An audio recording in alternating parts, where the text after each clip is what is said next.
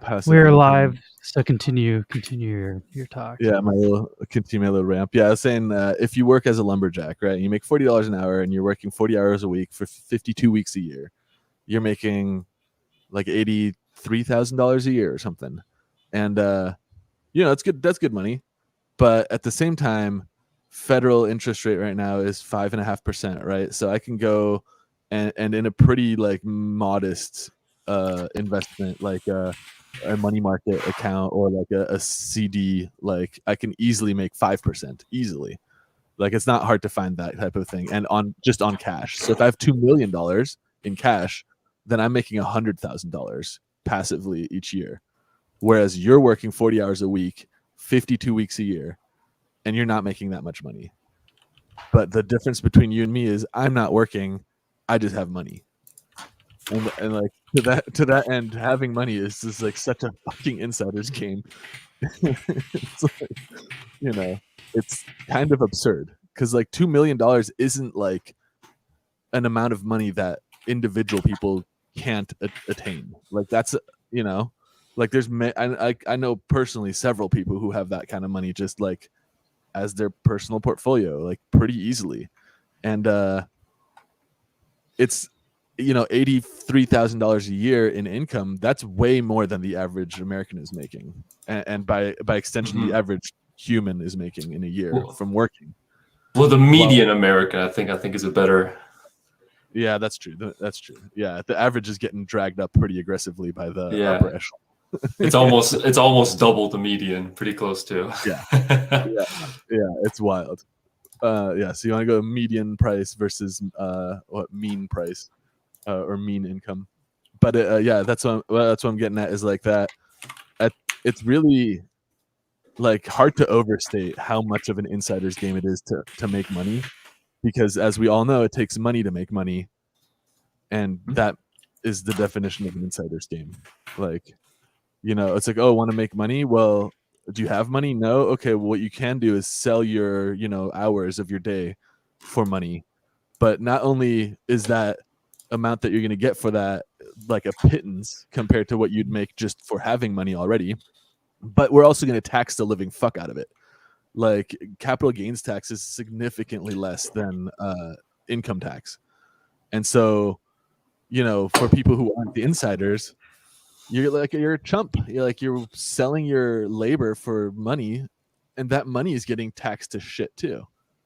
Like the whole thing is just, I don't know. Whenever people are like, isn't crypto just a Ponzi scheme? I'm like, isn't money just a Ponzi scheme? Like all the things you're saying about cryptocurrency is the same for fiat and stuff. Like if you're born with a lot of fiat, you're gonna have an easier time than somebody who's none and is trying to start from scratch. Like, yeah, exactly. It's not a function of crypto, it's a function of wealth. Like at the end of the day, it's a function of the monetary system, not a function of what currency you're using. It's the same if you're using dollars or bitcoins or Ethereum or yuan or the power of belief. It's the same deal. Yeah. If no one believes, what's that? You guys got loonies and toonies, right? Yeah, we do. We get those coins. Strippers don't like them. Yeah, you don't make it rain, you make it hail.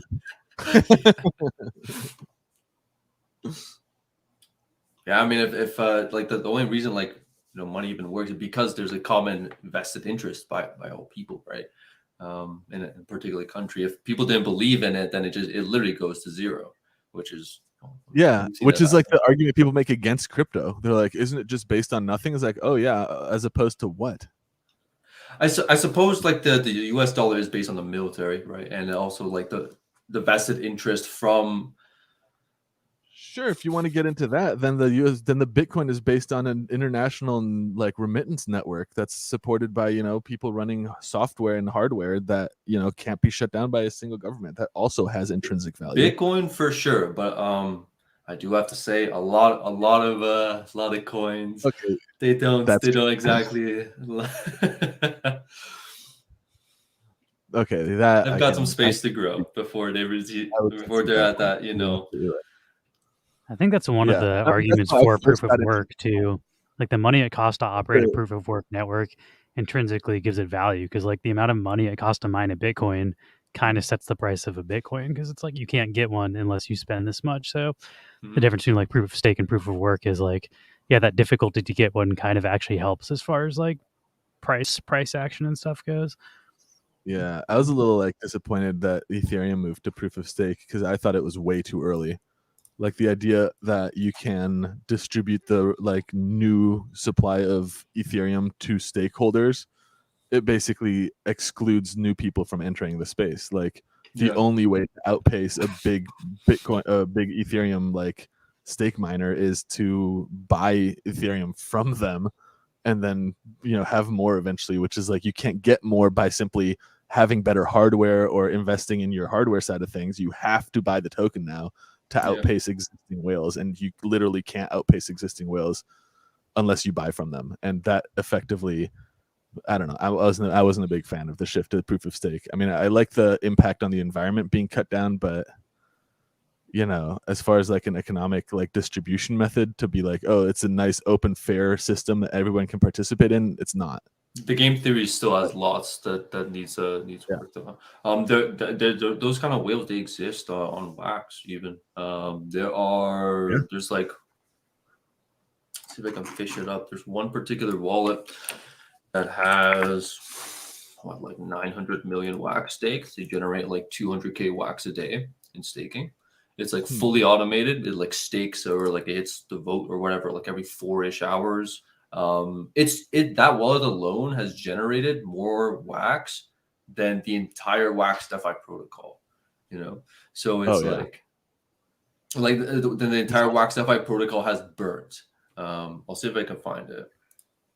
Maybe one of the Wax team wallets. I know they have some of their wallets are like generating a lot of the staked Wax, like is pretty much just funneling back into the Wax team, and they actually use that for like the Wax labs and like a lot of the grants and stuff are paid through that. Wax Lab has its own entire thing, which is from the EOSIO.token. Wax Labs, dude, if you check the tracer of the transaction where you claim your block rewards, Wax Labs wallet is funded from every time you claim your rewards. They get a pretty big cut of that shit. Like the wallet is, let me find it really quick. EOS token. No, the wallet is is it yeah, I think it's EOS.token, right? No, EOS.saving. EOS.saving. Every time anybody claims their block rewards on the Wax blockchain, EOS.savings gets almost like recently it's almost the same amount that you're getting. So, and that's the wallet that funds Wax Lab proposals. That's like that. If you ever wonder, so I'm looking at it right now. There's 172,318,000 Wax in that wallet. So $6.7 million. It's a boatload of money, and like it is nice that they have funding, and clearly you can keep getting funding, and this way the Wax core team effectively can outpace every major whale in the market, because even the major whales, whenever they claim their rewards, EOS.saving gets a cut of that reward too. But the wallet that I was talking about, it's literally the number one wallet. I don't know the origins of this wallet. It's a .WAA. It seems to be like one of the very first wallets ever made. Yeah. I don't know much about it.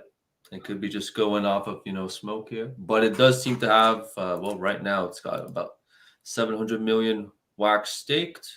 And it's generating a nice whopping 200K like a day.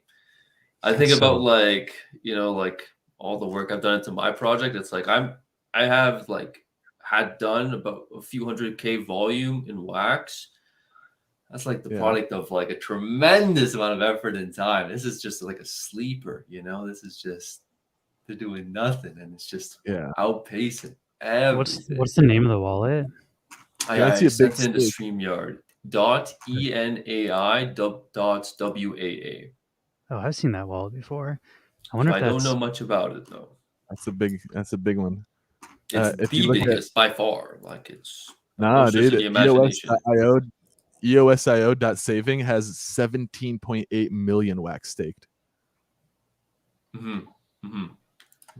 But let me tell you who they staked. It's no 700 million though. No, 700. I thought you said 7 million. Yeah, it's like but they stake to Boost.wax, they stake to Oracle.wax. Yeah. Those are like the top distributors. So they're the ones who like put up the CPU stake for the Oracle and for the what is it, the Wax Boost, which is like what people use to push transactions when they have nothing. I think that's Wax Team, because you can see ENI.WAA is sending tokens to HCAU.WAM, which is Marty or one of the people on the Wax Team. That was on June 1st, 2023. So I think ENAI is a Wax Team wallet. Okay. They also sent him Brawl for some reason. They sent him Brawl and Honey. Interesting. Yeah. But that is kind of curious, you know. That is just like I'm totally fine. Like I know, like, well, for my project, I didn't get any allocation for literally anything. Like 100% of the allocation was for people to find and stuff. And I understand, well, for a company, for an entire blockchain, they need preceding and a distribution, you know, for like like an early bird sale, and for investors, and for, well, providing liquidity here and there, and for advisors and the team and all that. But this does seem like a kind of a walloping, distribution. It might be, my opinion, it's kind of, I obviously got to do a bit more homework on it, a bit more research before I can draw any reasonable conclusion. But it does seem like being able to make an ROI that fat every day is like, sheesh. Yeah. It doesn't really look like they do anything as far as like they're not dumping that token, but they are just stacking it. Well, but it's like the rate at which they're growing their wealth, that is not everybody.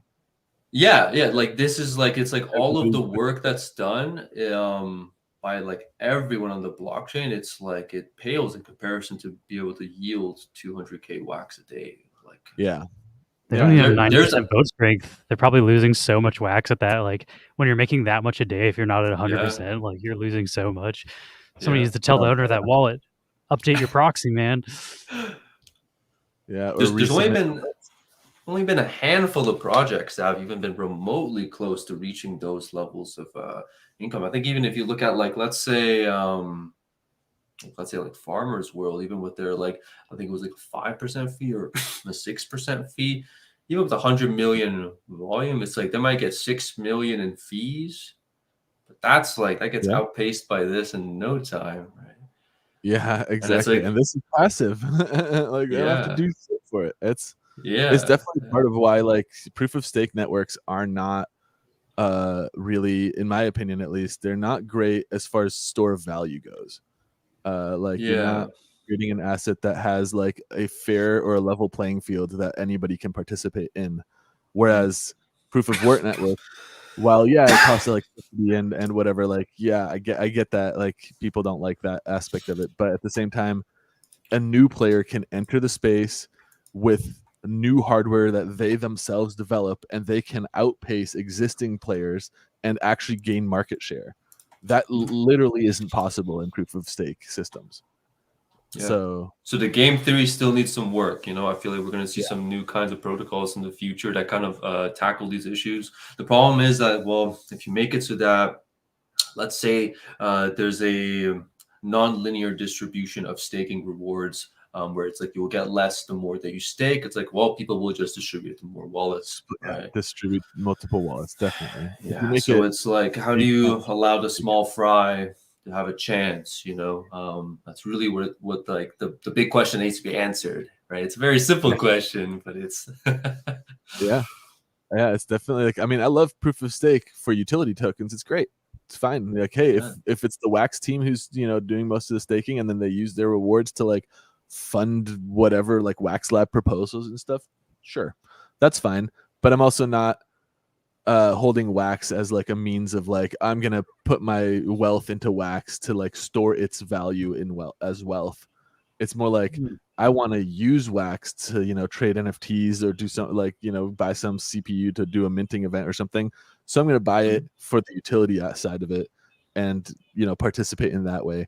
It's definitely worth understanding that very serious shortcoming to the proof of stake concept, like the economy of proof of stake is. And I guess the one thing that Ethereum has going for it is that it was proof of work for the majority of its life cycle, and when it shifted to proof of stake, the distribution of new Ethereum was cut pretty fucking dramatically. So at this point, it'll take still like many years before the proof of stake reward staking stuff starts to dilute the distribution that the proof of work has achieved. And again, there isn't, in my opinion, like, you could shift Bitcoin to proof of stake maybe like 30 years from now, or not even that long, maybe like, 12 years from now or something, when the block reward is already cut so far down, like 90% or something of all the Bitcoins in circulation have already been circulated through this much more fair distribution model of proof of work, then okay, sure, for the last like 10% of distribution of new tokens, fuck it, like make it into proof of stake to shift away from this this concept of like, we're destroying the planet by eating up electricity. But even when it comes to that argument, I have personally a beef with the whole concept of like Bitcoin is bad for the environment because it uses electricity. The Bitcoin isn't the one generating the electricity in a fucking dirty way. And it's not impossible to generate clean electricity. So I'm not even going to speak on the climate change debacle. I'm not even going to. Yeah. It's, I don't know. All I can say is society, and that's all I'm going to say about it. Yeah, I would say like, hey, it's, like yes, it uses electricity, but does the electricity have to be generated from burning coal? No. Is it Bitcoin that's telling people to burn coal to make electricity? No. If Bitcoin shut down, are we going to stop burning coal? No. So I don't know how much water that holds either. Circle back to this wallet. I'm doing some more snooping. This is almost for sure a Wax Team wallet. For whatever reason, Waxblock didn't go back far enough to show me transactions, but they sent a bunch of wax, like hundreds and hundreds of thousands of wax, to ar2am.wam, which is like, that looks familiar. So I looked that one up, and that is this is the one that like pays out the Wax partners. If like Wax partners with them, and like they sell stuff for Hot Wheels, they pay Hot Wheels from this wallet. So you can see like they've sent to Blockchain Brawlers, they've sent to Hot Wheels, or Hot Wheels sent to them. Maybe this is where they get paid, but they've sent to Official Wax, Maiden Funko.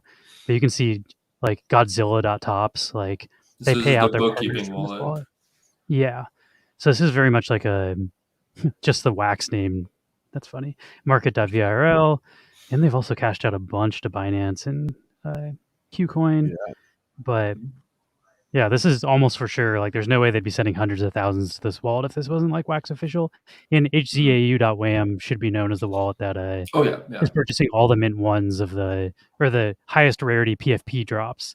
And that's the other wallet that this wallet is sent to, besides the ARM one. So that's almost for sure that this is a Wax. That's almost wallet. Like a nice thing to see in this way too, because like when you like, I've definitely have mixed feelings about using project funds to pump into like PFP project markets. It's great for the creators and like for the people who get those sales, and I know a few of them in our community too who have actually gotten the sales, 80,000 wax or something for an NFT they bought for like 30 cents or some shit, and like that's super cool. But at the same time, it's like, oh, isn't there a better use of this funding? It's nice to see the funding coming from just stake rewards from a 700 million. Burst of Energy's giveaway wallet where they try to pay off Burst of Energy because he's talking so much shit about wax. They're like, here, we'll give you wax. And he's like, okay, I'm still going to keep talking shit. Okay, but hey. All right, before we're airing out too much laundry, I do want to say, despite, some critique that might exist of the waxes, tokenomics and how they might be handling their bookkeeping, blockchain works. Technology works, right? It's like, I would say, like, compared to like most other blockchains, it is a pretty exceptional one, just because of how affordable it is to develop on, and how affordable it is for users to use it. Like, even though, like, let's say like BSC, obviously spending a couple cents per transaction, a game of Origins, you're pushing over 1,000 transactions, right? Like, you're like, that would be like $40-$50 a game. So it's like, I'm still very, very pleased. I'll take what we've got. You know what I mean? I actually agree that Wax is super functional. I don't agree with everything the Wax team does, but they're pretty damn good at like making a functional chain and making it run. My beef with them is more on like their projects that they've created, like Blockchain Brawlers and Music Mogul, which who knows if that'll ever come out. But like them as a gaming studio, not like that ain't it. They're not good at developing games, and I think we should look at them as separate entities. I think they did that purposely. they changed it to Tyranno Studios because Wax Studios was hurting their reputation as like the blockchain runners because they're failing so hard over there. But Max, do you want to share your screen so we can start getting into let's do it. Terraformers? Yeah, I don't know. I think like the stuff they're doing with bridging and like allowing you to bridge entire collections over to Ether and whatnot, like they're actually the tech updates are really good on Wax, and I think they're doing a great job at that. I'll put it like, just to put a ribbon on that whole like topic, I'll put it this way. I've been doing crypto stuff for probably like 8 to 10 years now, and I do this stuff. A lot of it is decentralized finance and finance related things, but I will say I've made multiple times more transactions on Wax in the short like 3 years or so that I've been using this blockchain versus every other blockchain I've ever used put together, because like, and maybe it's not like high value transactions, or like, you know, I'm not supplying like ass loads of liquidity to some decentralized exchanges or whatever, but I am able to come to Wax and do like 100 transactions without like thinking about it. You know, I don't have to budget my like, and that is value. Like, absolutely, that's deep value. I would say I like that a lot. Absolutely. I mean, when you have a new technology, the most important thing about it is trying to get people to understand what it is, right? If you already understand it, like, you already know how to use like a lawnmower, right? You don't need to use a lawnmower 100 times to become comfortable with it. Yeah. But with this new technology, I like to look at it as like a wax on, wax off kind of thing, like the Karate Kid, right? If you need to have that opportunity for people to make mistakes for free and have no punishment and just try things out. Yeah. Because a lot of learning, like, you can't just read like things and documentation. You need to, a lot of it's trial by fire. You got to just interact with it. You got to engage with it. Yeah, I literally Tuesday I did this whole like, I created all these pools, I traded into them myself back and forth, and just to show how it would like affect my pools. And the fact that I can create, 4 liquidity pools, do like a bunch of transactions, and then like all of that is basically costing me nothing, is amazing practice. And this, conceptually, the way that this stuff works is the fucking same on the EVM side of things. So if you understand it, like, and you take the free transaction fee structure here and apply that to learning how to work it, you can take what you've learned and go to a blockchain where there is, $1 billion worth of TVL, and then participate at scale with the same understanding. That's cool. All right, let's dive in here. I'm gonna get too off the rails too quickly. Okay, I followed the link. First things first, tfmw.gg, and I'm landing on this page. Yeah. What is my first step here? All right, so you want to click on the top right, the little power button. That's what you use to log in. Bam. And out of curiosity, how much wax do you have staked? Because you do need a substantial amount. Staked? Probably like 3,000 or something. Okay, you should be able to get one run in. Do you know how much like free RAM you have? You need about 40-ish free RAM. Let me see. But by the way, it looks like the resolution is 360p from where you're streaming or sharing your screen. Lewis, what do you think? We got weird internet issues here. I see, because your camera's coming through like very high res, but I noticed like Max isn't. Maybe that might be just the same internet, and for some reason he's fuzzy and I'm not. Let me increase my screen size here. Trying to get a little bit higher. I don't think it's this screen size as much as it is your actual like. I think the internet's throttling the quality. Is what's happening. Yeah, I think that's what it is. Also, the site's like a lot of it is set to view height, so you won't be able to change a lot of. I tried to purposely make it so that's a bit more static for no matter how much you zoom in or out. Here, let's see how much RAM do you have free? I have 2,000 wax staked by others, 90. So I have 1,000, 2,000, like 100 or so wax staked to this wallet and CPU, and then I have, it looks like, about 100 KB of RAM, but I can buy more. I have 250 wax free. It's just blocked off by the camera, so I can't see your entire screen. But if you have you only need about 40 KB free. It all gets released afterwards, of course. Okay, yeah, I have about 100 KB. Okay, that's perfect. And each NFT you find, it costs about, I believe it's between 0.2 to 0.4 KB of RAM. the NFTs are free, but you pay that RAM while you're holding that asset. And of course, you can like burn the NFTs and free up that RAM. But it comes to like 0.1 to 0.2 wax. Okay, no sweat. I have like this is my first FTW is like my hot wallet for gaming. I usually do keep like at least a few thousand wax stake to it, and then a decent amount of RAM. So I have a 241 KB of RAM total in this one, which isn't crazy, but also not nothing. Oh, it should be good enough, dude. Yeah, 100 of that is free. So let's try it out. Okay, we're here. I'd say zoom out a little bit more though, because it's all most of the sites set to view height. So okay, it's like, yeah, and then you can just hit the login. You don't have to select a node; it automatically selects one.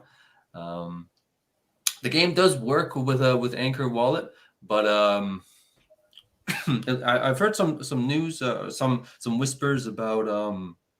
I think Wax Packer was what Packer was telling me about this, about how Greymass will soon be hopefully offering some kind of whitelisting for particular actions on particular smart contracts. Just because every time you move, every action you perform, it's like everything you do in game, it's an action. The whole thing is on chain, right? So you got. Yeah, so you're gonna have to hit register balance, and this just creates a row for one of the smart contracts. You have to do another register balance elsewhere as well, but then that'll be it. Let me see. I think. Oh no, I haven't done that. I was gonna say I could move my FTW wallet into my cloud wallet by like migrating it in, but I haven't done that. Let's do it from here and see how it goes. Yeah, that's probably something best to do off stream because you definitely don't want the pressure of that. Like, well, I gotta figure this out right now, and it's like it's pretty sensitive stuff. You don't want to. Yeah, let's see, because like there's a way you can import it and then still use it in Anchor and in Cloud, but I think I'd have to basically remove my OJUB2.wham, and I need to like store those private keys before I wipe them. But yeah, that's an offline thing. Okay, so here we go. Logged in. All right, so now you can close this. Just to give you a brief tour, so like the map icon, you can check out account resources. You can see how much you got there. Gives you a little bit more info. Give you the RAM price if you're trying to keep tabs on that. But yeah, it looks like you're good to go here. Not too bad. Okay, so let's see. The map icon is going to be this guy. Yeah, and I'll take you to different places in the site. You can hit the Terra Lab. That's for all like the crafting related stuff with like atomic asset NFTs. It shows a little bit about the tokenomics on the left. The Terra Lab, just due to how EOSIO.token works, you can't perform multiple transfer actions of a token safely in one transaction. So you need to be able to like deposit the tokens if you want to spend multiple tokens at once. So that's what the Terra Lab's pretty much all about.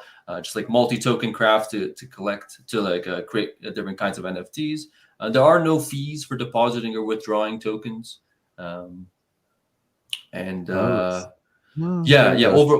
Seems like my wax. I could move some of it in here.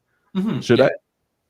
If you want to, but I mean, you could withdraw it right out afterwards as well. Again, there's like no fees like anywhere that aren't like there are costs for crafting and stuff, but there's no hidden fees that you're just being taxed. You know what I mean? I know a lot of projects have that in their tokenomics. You can hit refresh there, see your tokens are there, and then you can go ahead and withdraw them back out. Yeah, let's see. Withdraw. Yeah. 50.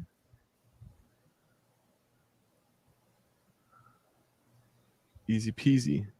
Oh, wait. What's it saying? What did it tell me? I missed this one. Withdraw. I think try to just put 50 in there again. Whoops. I clicked on the wrong thing. Here we go. Wax. We'll say 50. Maybe it needs the transaction to settle and become immutable before I can do this. Nope. I think what happened was like right now, if you notice where it says withdrawing 0 wax, right below the 50. Yeah.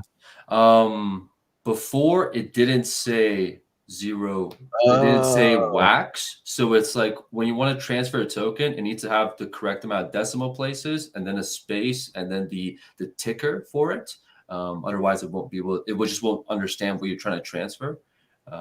That's Right. like, yeah. So that's a little bug in the front end. We'll have to sort that out. I see. It's probably because it still had the 50 in there from when I deposited it, and I didn't re-enter it in the field.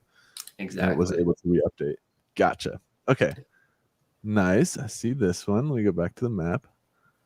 Yeah. Wapaka says +1. BuzzKing also said can be complicated to learn, but once you learn it, it's such an awesome project. So BuzzKing endorsed.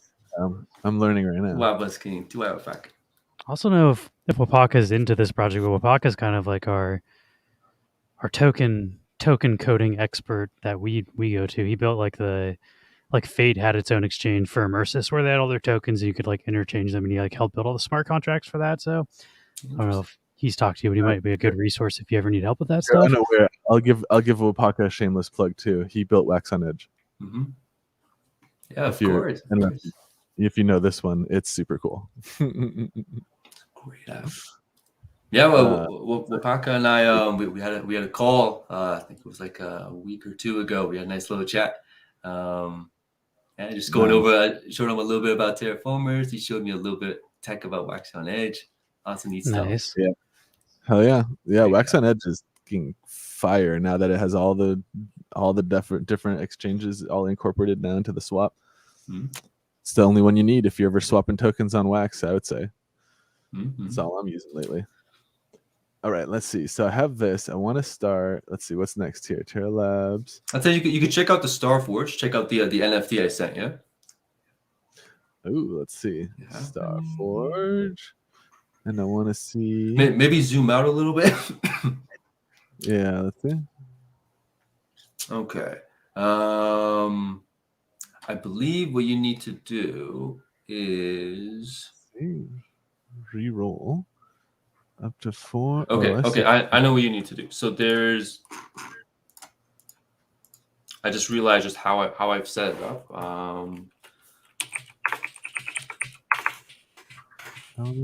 Equipment.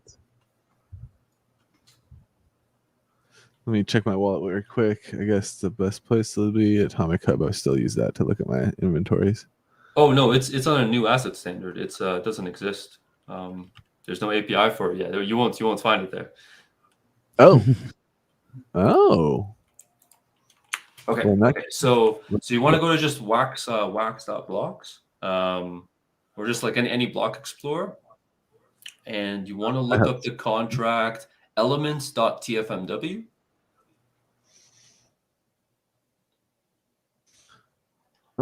Not this one. Yeah. Elements.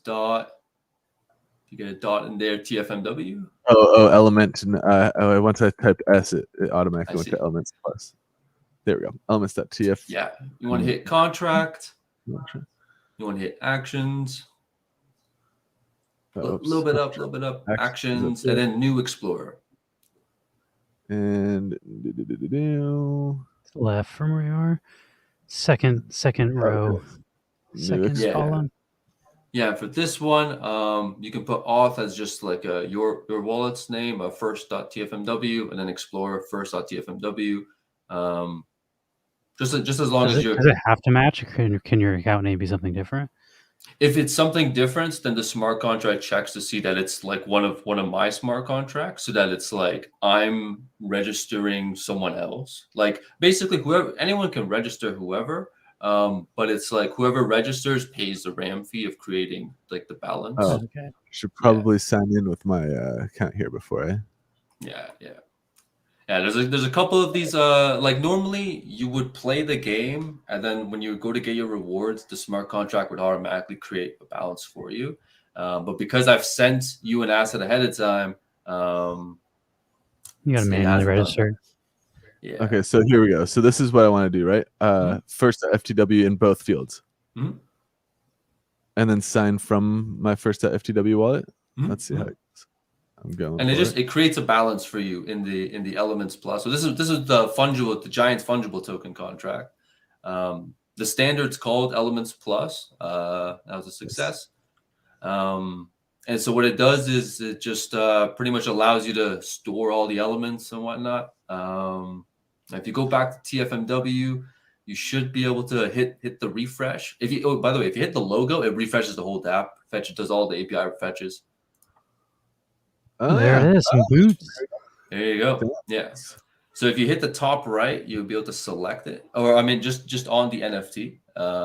The top right little circle that selects it. The top left pins the stats.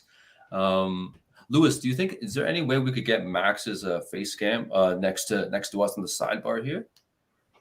Yeah, he can also just get rid of it real quick. Let's do. Just because there's so many details, it's like I'm like squeezed in as much as I could into the screen. Do you have like a full screen? If you just go to just hit the visibility button, Max. It's like an eyeball on here. I got to go to my website and see what yours says. It'll say on webcam, and then on a webcam 4.3. If you hit the eyeball, it should go away. I'll have webcam. What? Hold on one second. Why don't I just do this? I'll do webcam for myself, and then share your screen. Yep, that's a hack. And then we can actually do exactly what you're saying and put all of us on the side. Share screen. I'll do the entire screen. You can actually see my transactions this way too. Take care, Jolly.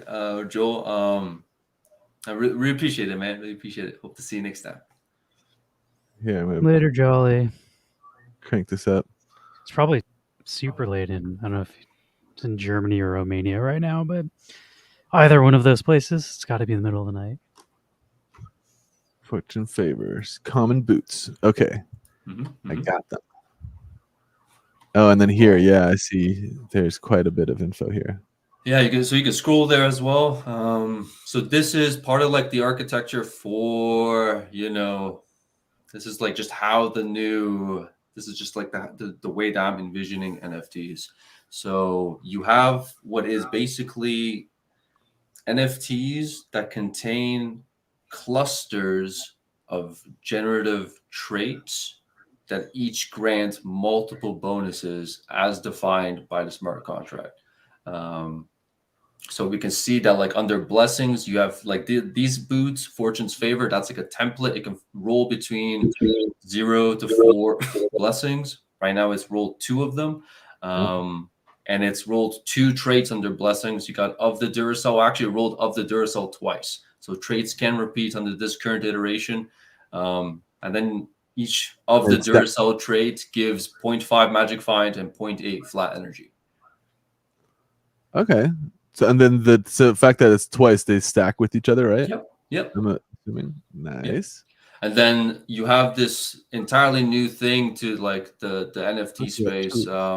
This architecture is inspired by Diablo, Path of Exile, really, really by Path of Exile. They're the ones that really excelled in this domain. You have what is like the concept is tagging traits and tagging properties, right? So of the Duracell, it has Lucky and Galvanic as tags. And so what you can do is you can see like under your enchantments, you have, for example, you have like quantity of project. Yeah, so that is a legacy asset. It's rolled a bit outside of the norm. They won't roll like that anymore, but yeah. So MKY is asking, does it have a mint number? Like, is Fortune's favor number 3? Is that a mint or is that just No, that's the mint number. Yeah. If you click on the NFT, you can open you can hit like the console and you can look at the whole NFT object. You can just click on the image, and if you hit F12, you can have a look at the whole object to see all the info about it. But the thing I was saying about the tags, like you see on the enchantments, you have like 1.2x quantity of project rewards found. So that gives a bonus to finding things with the project tag, right? These boots, they have tags, right? Everything has tags. The elements have tags. The traits have tags. So if you have increased, like let's say reactive rewards found, you're more likely to find boots or like let's say any NFT that has the reactive tag, and you're more likely to generate traits on those NFTs with reactive tags. It's like it allows players to have incremental control over the entropic nature of generation. It's like you're able to work hard to find the loots that you want to find. You know what I mean? It's like you're curating and tailoring the dynamic drop table through progression. Oh, so like depending on how my guy is equipped, it's gonna determine or at least help to roll what I'm finding when he's like finding loot. Exactly. So if I want, you find what you are looking for. You're not guaranteed, but you're able to work hard and to tailor your experience to get exactly what it is that you're looking for. that's pretty cool. I don't think I've seen anything like that before. Do you have a like? What's the reason for not wanting to use the atomic standard? Like, why did you create a new token standard? Because when you're trying to get this much functionality processed into in a smart contract, you need to fit it in within a very particular syntax. With the reason being that you can only fit so many like else, if, like for loops and just those kind of like conditional statements within a single action before you get like this bug that just won't allow you to upload the smart contract to the blockchain. You'll be able to compile it, but you won't be able to upload it. It's like something that lives deep within, like the heart of Antelope. And the main reason for building this architecture, like there's a lot of positives to building this asset standard. It's called Doyena Core. But like the main reason is because like without this standard, it's like not able to, you can't have this sort of functionality and generation. Like the code that it takes to read all of this information. And keep in mind, like right now, the architecture has over 400 unique affixes. So if you look at, let's say, like +1, like plasma, like flat plasma is one of the 400 or so affixes that exist. It's able to process all of these variables and sum them and multiply them and do all these operations in about 200 lines of C++. So it's extremely efficient when it comes to being able to read and will generate and use highly generative and functional NFTs. And do you have a like? Is there a marketplace where you can trade the NFTs, or are they just Not yet. kind of I'm like in building your it. wallet for now? I'm building. You can't transfer it to other people, like I did to you. But I'm working on building the marketplace. But it's kind of like a new standard for trading. The idea is to have this sort of like multi-listing kind of approach where you're able to, instead of saying, well, I'm going to list this asset, you instead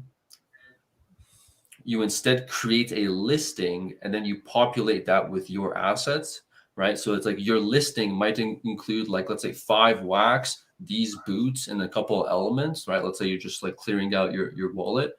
And then you can say, well, I'm okay with accepting this much wax for all of this. I'm okay with accepting maybe half of it in wax and half of it in like a particular token.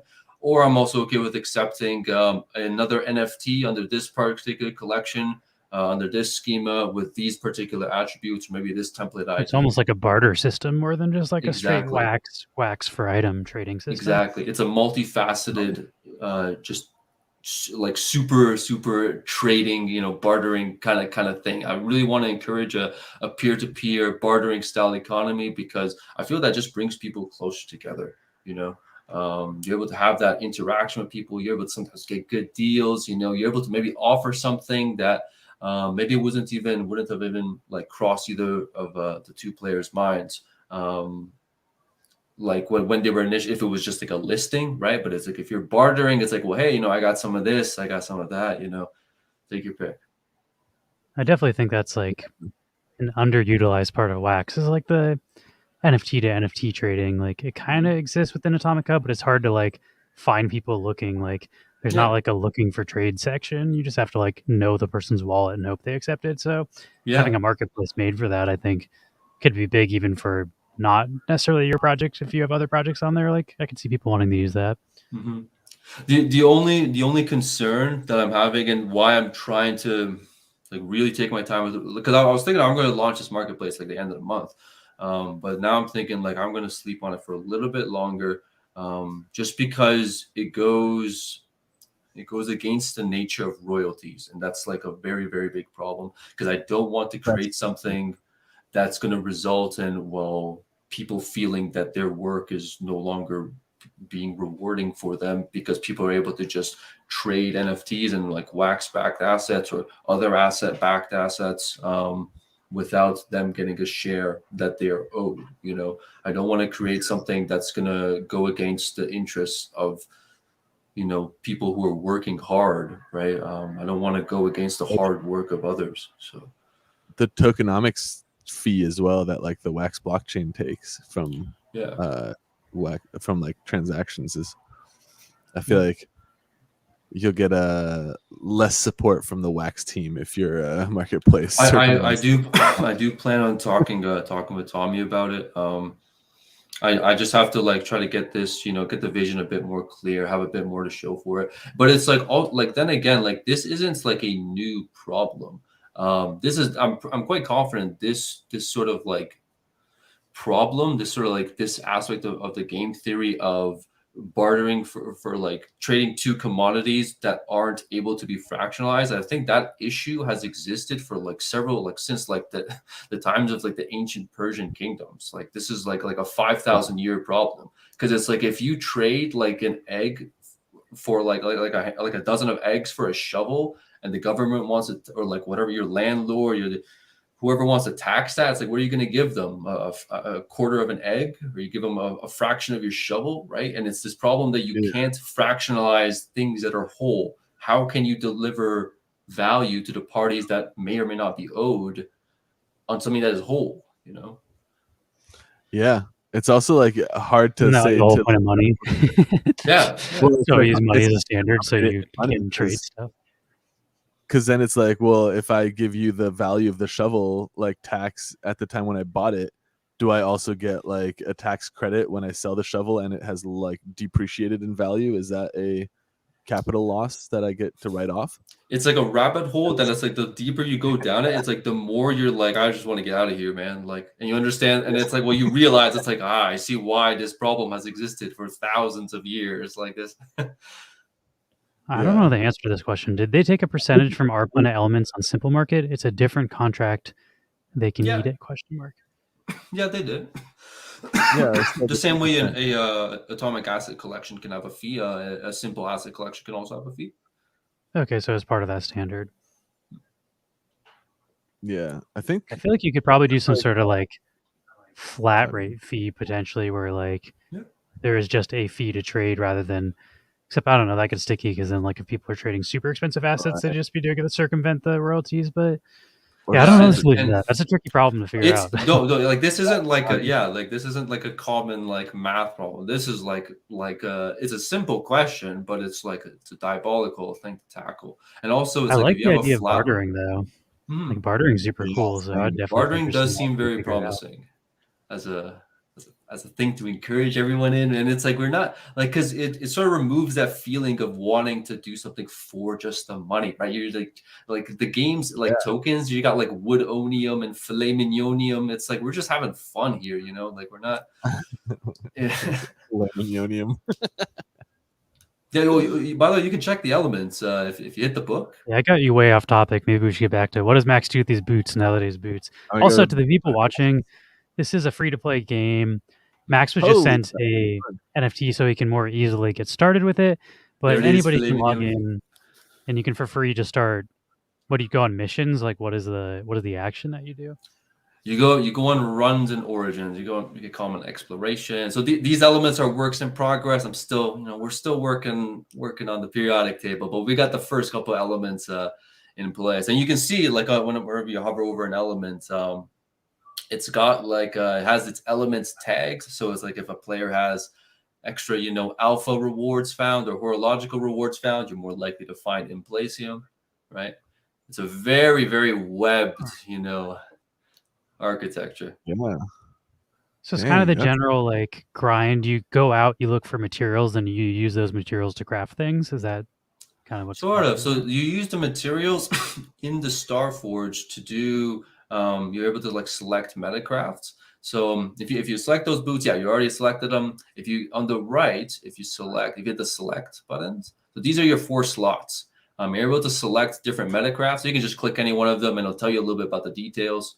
So like this scientific method, it costs some searchonium and ibonium, and you re-roll all the traits on the NFT, and it has these kind of influences to it. And so it allows you again to like tailor, an item to not have guaranteed exactly, the best in slot, because the theoretical ceiling of this architecture is that the odds that someone's going to get a perfect item, it's once like every 100 years, like it's the ceiling's ridiculously high. It's a game that's meant to be genuinely Has like anybody played got forever. a perfect one yet? Not even close. The highest rarities anyone's found, it's an epic, like, and it goes like to like 11 rarities or 10 rarities technically. And so yeah, so you're able to like select. I see. Yeah. So these are metacrafts, right? So depending on what I want to use, I'm gonna have to get different, different aspects of cost here to pay for it. And you're able to select multiple of them, and they're able to multiply, like all these, the weightings, they multiply by each other if they're the same one. So it's 1.3 times 1.3 for like, let's say, cellular traits if you end up choosing 2 ribeye peach pie metacrafts. And eventually you'll have like the trait drop table, so that you'll be able to see how you're dynamically influencing the drop table of traits by selecting for different. Oh, so if I select this one, okay, now this is selected, and that here, like you're saying, I could select 2, so I could do the same twice. Yeah, and the cost is it increases exponentially. It's amplified by 2 to the power of the number of metacrafts minus 1. This amplified 2 to the power of number of my. Okay. So right now it's just multiplied by 2, but if I add this, then it would be an exponent of 2. So then it gets really fucking expensive. Yeah, it gets super, super expensive, but it gives you substantially more control, right? And it's like, we're more than likely going to have to like build, like either I'm going to have to, or it's going to be a community effort, tools that are able to actually assess the EV of trying to use different metacrafts for different desirable traits. The problem is that there's so many permutations that exist that I don't actually think it can be like calculated in a reasonable time. Like in the future, like let's say we have 100 different metacrafts and you're able to pick 4. That's like 100 to the power of 4. Like that's gigantic. And then having to go for each one of those possible combinations and then sort out, like right now there's like about 250 traits that exist. In the future there might be 1,000, then trying to figure out the probabilistic, like the drop table of all of those, and then compare them and sorts them in order of like, well, which drop table with which combination of metacrafts gives the best, most closest to your desired, traits. Like, I mean, so we'll see if it's even possible, but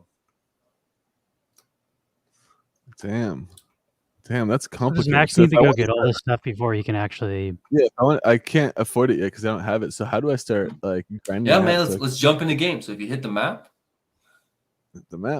and jump into Origins. Yeah, you'll have to do one more register action. I gotta make it so that all the register actions are done in one go. But the problem is that, well, some people have already done some register actions and there's some others missing. But so yeah, you can pick whatever class you like. And if you have do you have like a Lewd Momoko? I do, but it is in my cold wallet, not in my hot wallet. Fuck. Maybe I should send you can use it, and you'll get like a little bit extra magic find and energy, or magic find and mining power while playing the game. A bit of an extra bonus, and also you'll be able to find atomic acid NFTs. But otherwise, you can just click the like any class that you like, and of course you can change your class. Like every run, you can change your class. There's no class differences yet, but I am hoping to incorporate that in about 2-ish weeks of time. Oracle, Raider, whatever sounds cooler. Reaver, Vanguard. I'm gonna be the Executioner. All righty. Now on the right, you're gonna want to hit Select Chapter.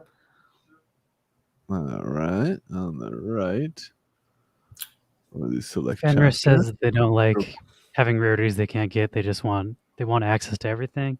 So I feel like I get that as a completionist, but I also sort of think like if you do get something that's super rare, it makes it actually rare. So like I don't know, it kind of goes both ways. Where like you can't get everything, but that makes like when you do earn that harder stuff, like Yeah, a and little I more mean, of a it's payoff. like you don't need to have the rarest stuff. Like it doesn't.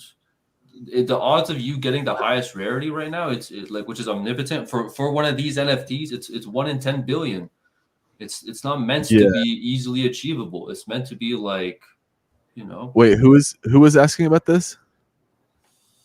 Yeah, we have there's actually a Fenris couple just made a comment. It questions. wasn't necessarily a question. See, like you just don't know them like I do. They actually do need to have the rarest thing. It's not about like a need that they. Prime Rogue also asks if this is a new asset standard, what necessarily entitles collection owners to secondary market revenue? That's built into the contract. So, like for the atomic standard, Mhm. that's built into it. So that would have to be built into the standard. Otherwise, it's not. Like there's no royalties unless it's built into either the market or the NFT standard.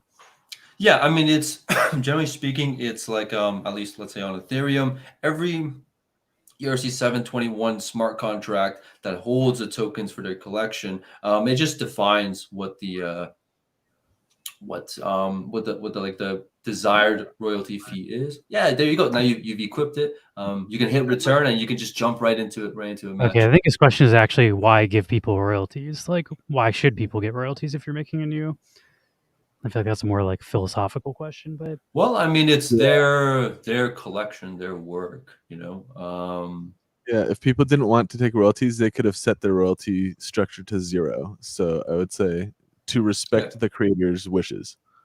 And Is this it's honestly just not my place, Like I'm not trying to say what I should not have. Like let's say I run a secondary marketplace. It's not my place to say what I think other people's assets are worth or how they should be traded. It's my I guess to an extent my responsibility to put every project in the best light possible. But it's like it's not my position to say what I think others deserve. It's whatever they deem fit.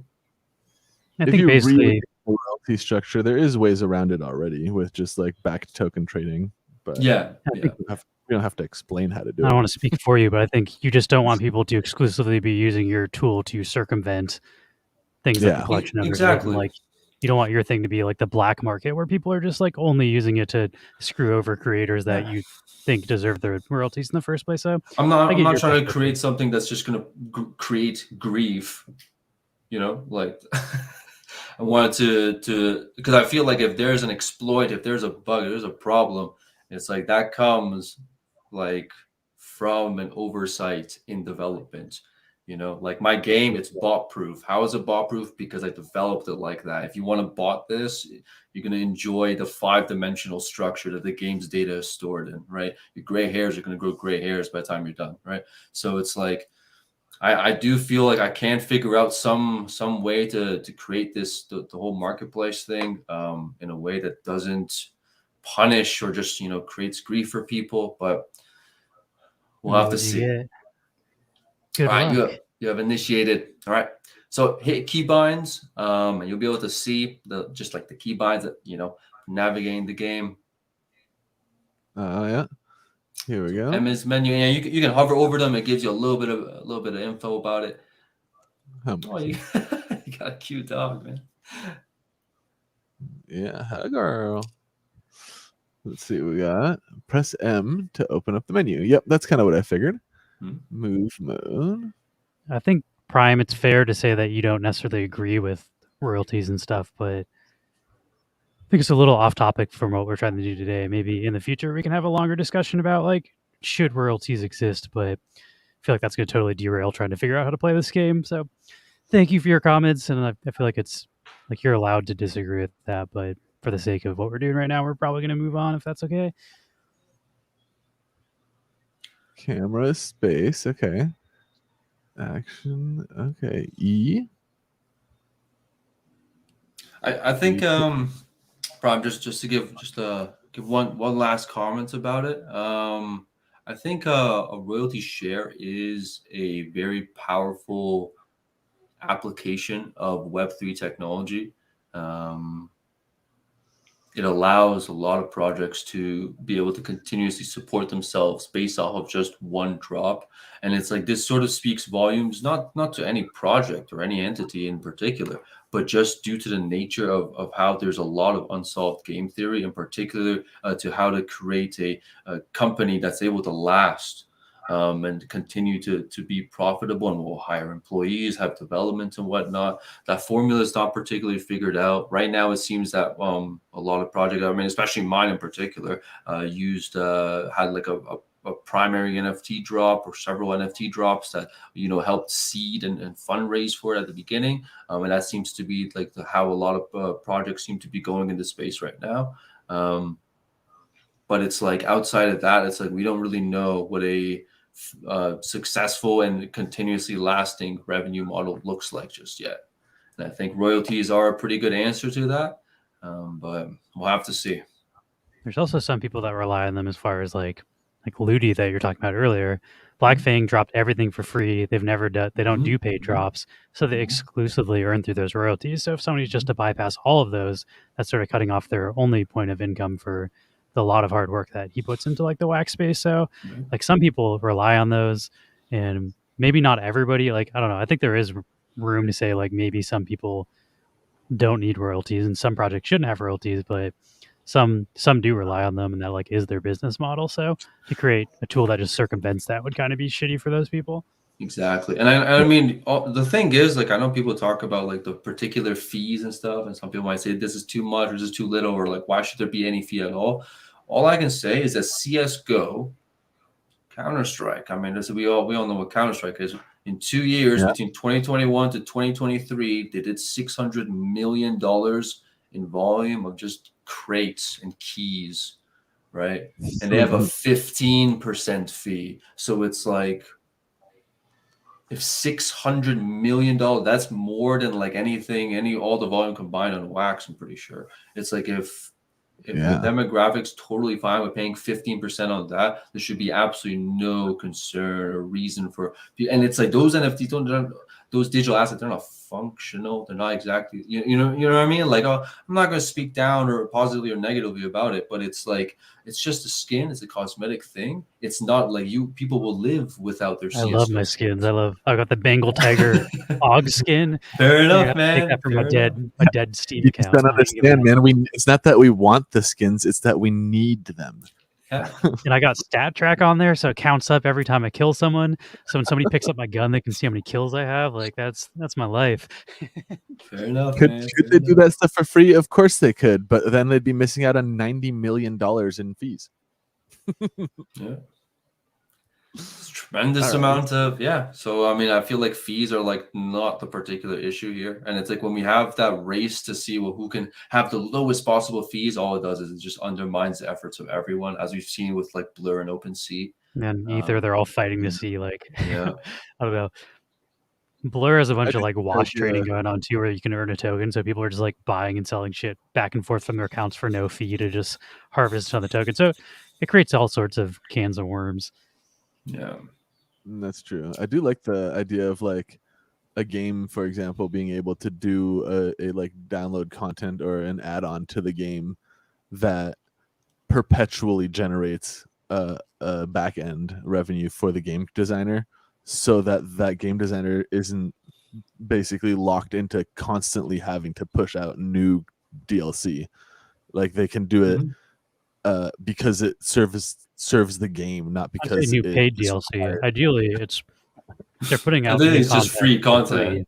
Yeah, exactly. And then then you can make a back end on it. But that's definitely what the fee, I feel like, has the potential to do. And you're right that not always is done that way. And hey, if you don't agree with some market's fee, like I said, there's ways you can already avoid it. It's just maybe the other thing I say is like, if you think a creator's fee's too high, you don't have to buy their stuff. Like the free market will speak. If people don't want fees, they won't buy the stuff. And if your fee's too high, they'll go buy another art collection, like, or another game collection or whatever. So I do think like you can vote with your wax, and if you don't like something, you don't have to buy it. Oh, okay. Fenris So also like, says they prefer games selling skins over pay to win stuff. I sort of agree, but I think there's room for both. Like, you feel like trading card games, even before the blockchain, like you could say those are pay to win. Like people doing the best of Magic are buying the best cards of Magic, and like the price of the cards is based around how good they are in the game. Sort of. I mean, there's the older stuff, but like whatever the current meta is, the best cards are always expensive. But I understand not liking that. We're actually talking about that in Discord today. I think it's fair to not like those games too. Like, not it's not for everyone. I'm definitely one of the like, as I said, I like buying my Counter Strike skins. I like my skins in Overwatch, so I'm definitely a fan of like games where everybody's even and like it's just cosmetic. But I don't know. There's markets for both. And I think that's a really important, like just concept, like that like, hey, like a pay to win game does feel kind of inherently bad. It's like where there's this expectation of tremendous investment just to have a chance, right, of relevancy. So it's like me personally with the direction I'm going with Terraformers, I am leaning to making the game more like earning your assets. There are, areas in which that like do require substantial investment. You are rewarded for that, but I am leaning towards making the game being more something that's like something that just it takes time and effort to just earn your assets. There's no sale, there's no pack drop. It's just you want it, like you go out there and find it. I honestly find that's like assets that people earn, they treat them with so much love. That's like, yeah, they just care about it so much more, like assets that I give away in like sweepstakes, 90% of the time it just ends up on secondary. But people, the assets that people earn through like a game mechanic by chance, but it required a concerted like effort. They treat them so nicely, man. They just really, it really shows that people care, some of the packs that can only be acquired in the game from like you earning it, they have like 100% open rate, and it's like that shows like the difference between packs that people might buy as an investment or people might buy for whatever reason versus packs that people earned, So, anyway, let's go into. I'll tell you a little bit about the game so you got a bit more direction as to what's going on here. So these. So here we go. This is where I'm starting. It looks like. Yep. Yeah. So the green tiles are where you can move. If you hit E. E. Yeah. So this is like your little event panel. Will tell you what's good. Right now you have quick move mode activated. So if you click W, it'll disable it. And you click W again, it'll re-enable it. While it's disabled, you can go around it even when it's enabled. But while it's enabled, if you click one of the green tiles, it'll just push to action. But while it's disabled, you can click around and you can see what's what. What you want to do, your goal is to get all the I'd say don't move just yet. I'd say your goal is to get all the yellow tiles, right? So the yellow tiles contain a key. You can click on them right now. You won't move to it because it's out of your movement range. But yeah, so it says there's a key here. And so your goal is to get all the keys. And then you want to get to the gates at the far end of the map. You can hit space, by the way, to like bring you, like recenter you, and then space again to bring it further out. Yeah. Oh, I see. Okay, let's see. I see. So the path I kind of want to take would be like, boom, boom, boom, boom, boom. And all the blue tiles, they have the events. So that's where you got to make a choice. That's where it's like you got to use it. It's a little bit of reasoning, a little bit of an exercise. If you click on one of the blue tiles, you can have a look and see what an event looks like. Oh, here we go. Elite. Oh, okay. Is there like cooldowns for any of this stuff, or can you pretty much just keep playing as long as you have CPU? You can play as long as you have CPU. I like that. Oh yeah, there's no cooldowns. The odds are that you're gonna be tired. Like you will feel pretty tired. Like especially if you play for like 3 hours. Like, and you're gonna have a bucket of NFTs. Like you'll probably average like somewhere between 5 to 15 NFTs every run, and probably like around 50-ish bundle like packs worth of elements. So you're gonna have a bunch of loot to sift through and try to piece together what's what. you'll be tired, right? You can technically play it all day, but you need also around 2 to 4K ish wax of CPU for every hour you want to play. Okay. I should be good. Okay, so let me try and do a first move here, right? Let me. Yeah. Oh, and if one last little thing. So that number you see on the tiles, that's the energy cost coefficient. That multiplies to all actions on that tile. So that means moving there as well as performing an event. You want to, generally speaking, move on tiles that have a lower energy cost coefficient. Okay. See, I was biasing myself towards like I want to go to the higher one. So I'm gonna start by going here. It's the lowest one in range right now. What's going on in adequate mass? Yeah, this game's pretty complicated. We're trying to figure it out. It's Terraformers. I put the link here. It's free to play if you want to try it out. You just need a decent amount of CPU staked, and then you need enough RAM to play, but the RAM does get released as your. So now I could move here and next turn move to the key. Sounds and like since that's my goal is to get to the key, that's what I'm going to do. Let's do. Looks like you got to update your anchor so that it pushes it. If you hit the updates available, it should only take like a minute or two. Yeah, let's do it. I put off updating my anchor for like a long time, but then I recently updated it, and it should be just right. It's right underneath. There it is. Upgrade available on the right. Right. Right.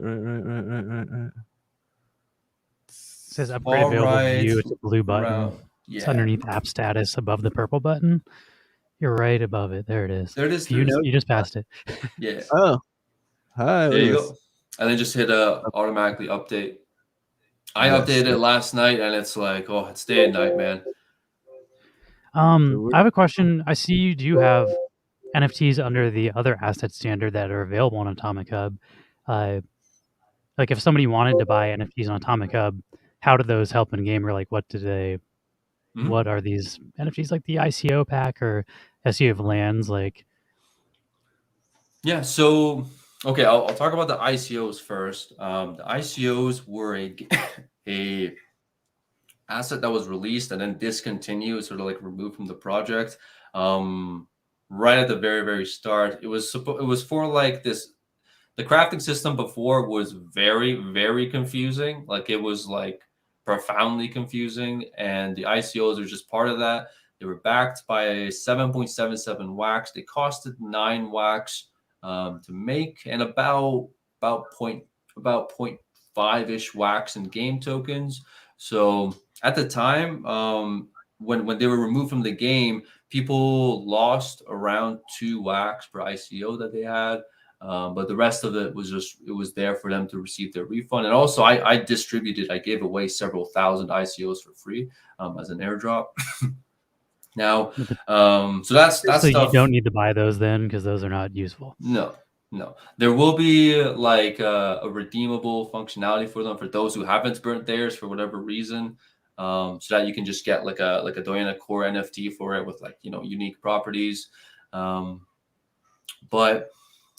so you got lands. Now lands are like the key thing if you want to participate in the project. If you want to participate in the research that I'm doing here, as long as you have lands, you will be able to generate black hole tokens.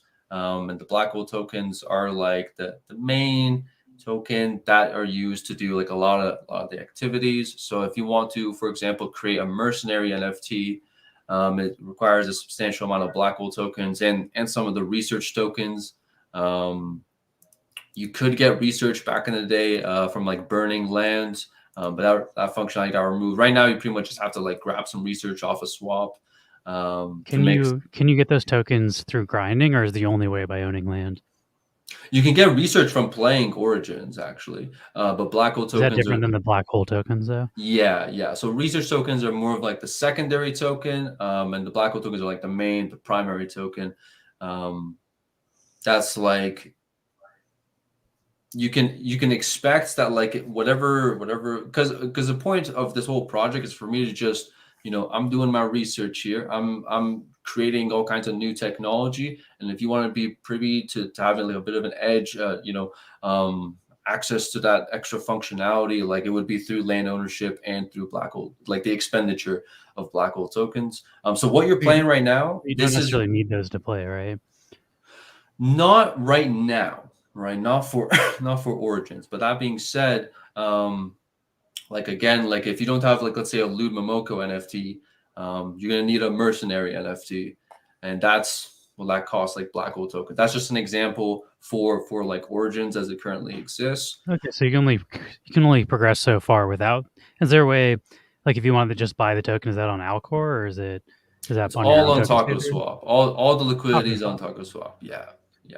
I will 6.2. say, for people worried about land is probably gonna be hundreds of dollars, you can get a land right now for $1.18, like 30 wax. So the land is not crazy expensive. Yeah. I think $1 is not a ridiculous price for like a video game asset that's gonna let you play.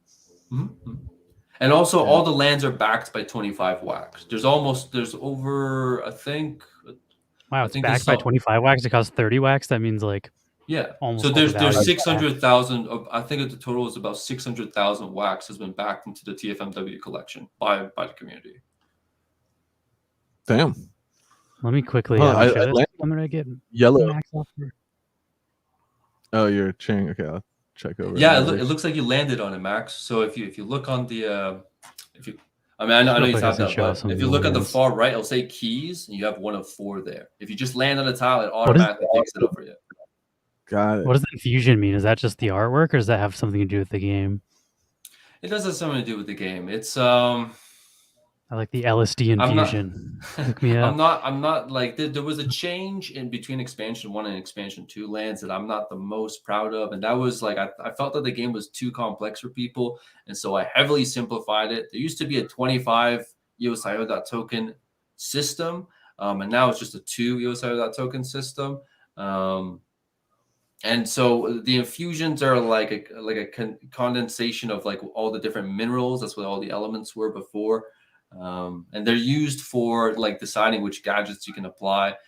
But I do want to say that once this new asset standard I'm building comes out of its prototype phase, all of the lands, they're going to be converted over into the new asset standard. And by the way, like blend them or something. Well, it's not a blend. It's more of a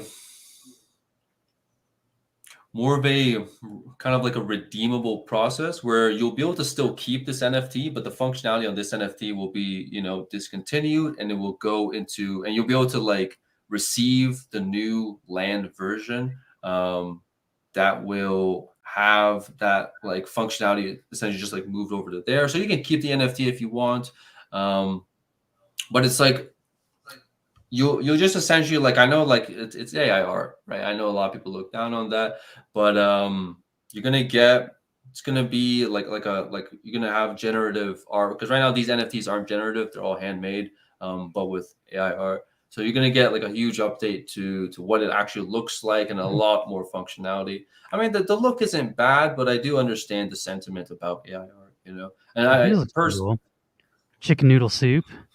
Also, Mythic for $5 seems like a good deal. I have no idea what the difference between the rarities are, but I'm used to Mythics costing a lot more than like the. Yeah, I see the rarity structure goes all the way up to omnipotent. Assuming that's the highest. That is the highest. Yep.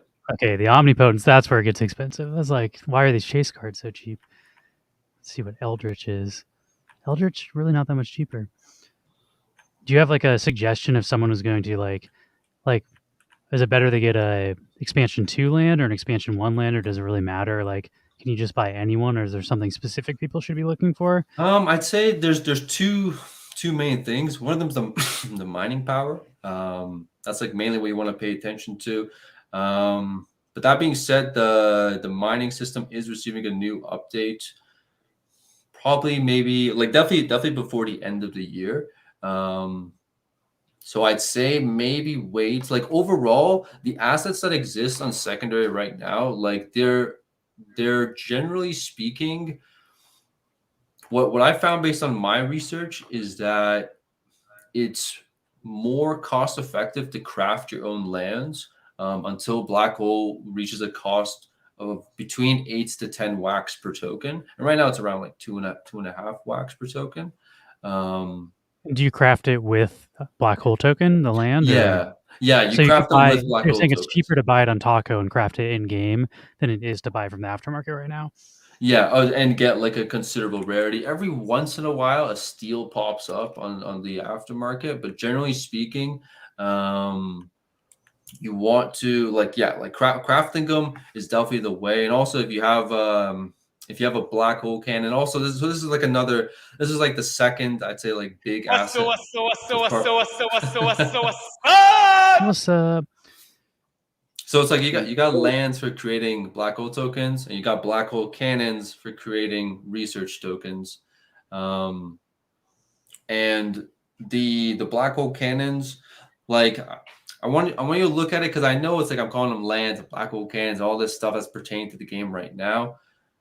I just want you to look at it as being like lands are the things that are going to make sure that you're going to have access to all the research and developments that I'm making in the future for whatever project that I end up building in the future. Because I personally I'm not particularly interested in doing like more pack sales and stuff like that, unless it's like a very affordable like distribution, just trying to get players to onboard with some new content. I'm not particularly looking to make like a ton of money in that particular way.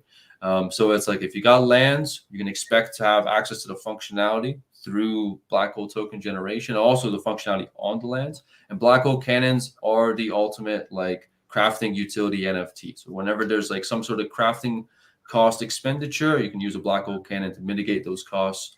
How much do you need to craft a land? Just curious. I think the cheapest land, let me have a look. There's only a handful of packs left right now. So you buy the packs with the black hole, and that you can open them. That's what's going on with it? Yeah. So I think the cheapest pack right now is a Divine Boreal pack, and that's 8 black hole tokens and 25 wax. Looks like I can get it for 20 wax on Taco Swap, maybe even 19. For how much? 8 black hole tokens? Yeah, 19 is what I'm seeing.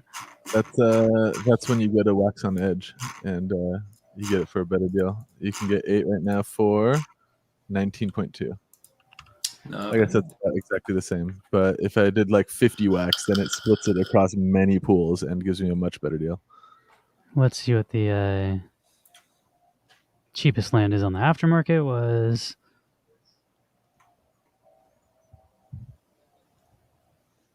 $30. So yeah, it is cheaper if you want to rip a pack, and then you get the fun of the RNG, because this is a common, so you can get potentially better than a common out of the pack. I mean, here, I'll buy some BLK token. I'm gonna pull your screen back up, Max. I just wanted to quickly show off the NFTs.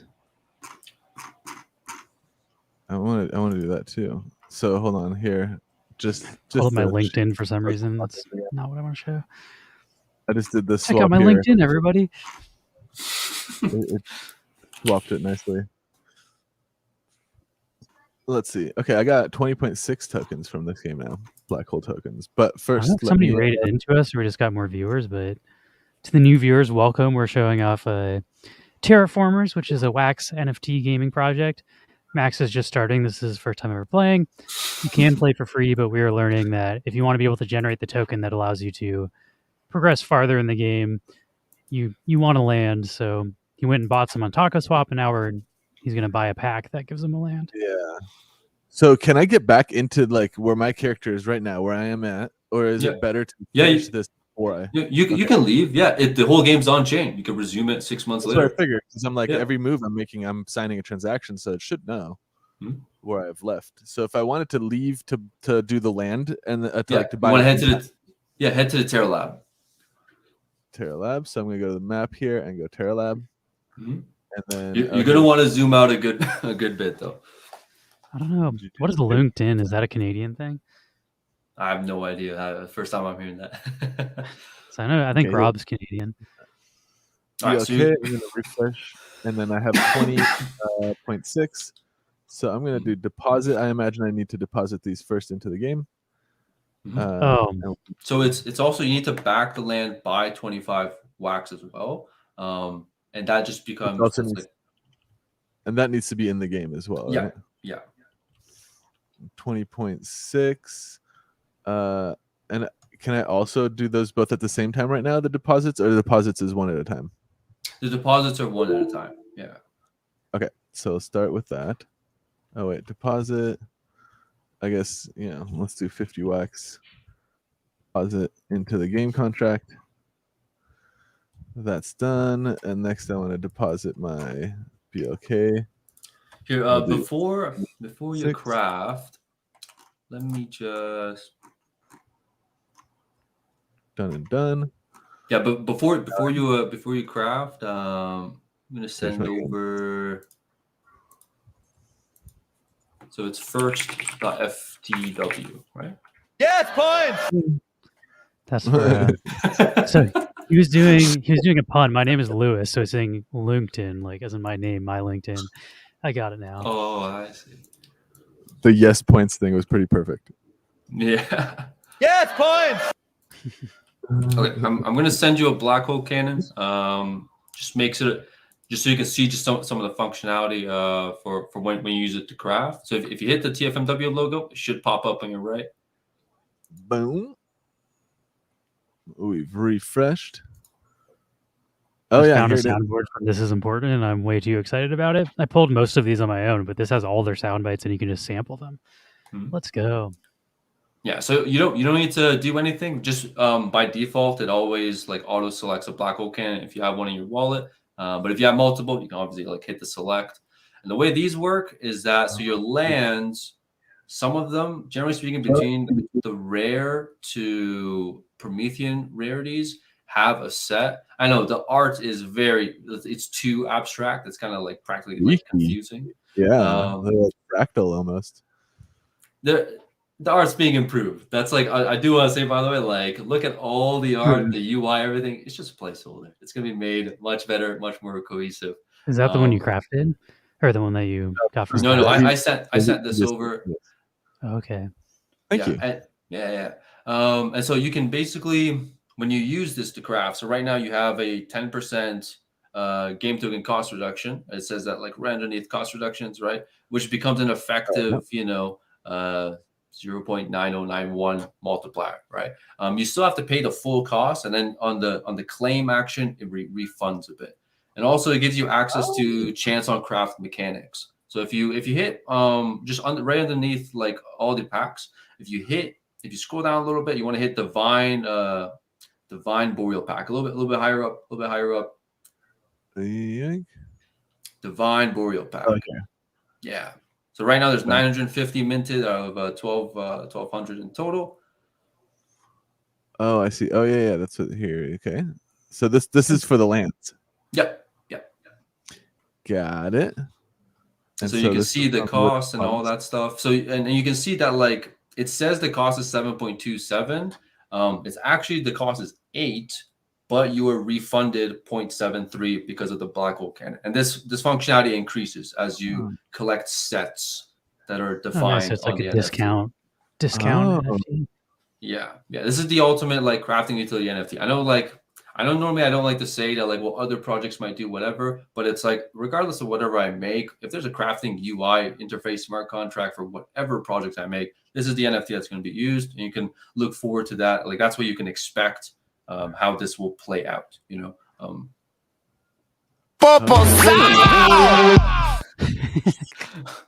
God damn. Okay, so then I want to say first craft, then claim, correct? Because it already has the claim option.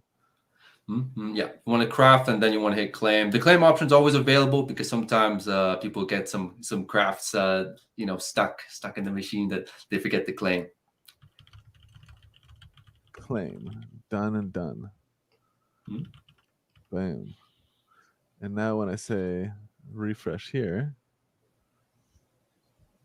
Oh yeah, it took some of these, but and it took okay, so it used that to back the lands. So now is there an open to see what rarity of this land I got? Yeah, so if you hit the TFMW logo, that will refetch all of the the new NFTs that you got, and then you can hit the backpack, and you should be able to just in the nav bar. Yeah, hit the backpack, go to inventory, right? Yeah. And so you can just hit unpack. All right, fingers crossed. Let's see how we do.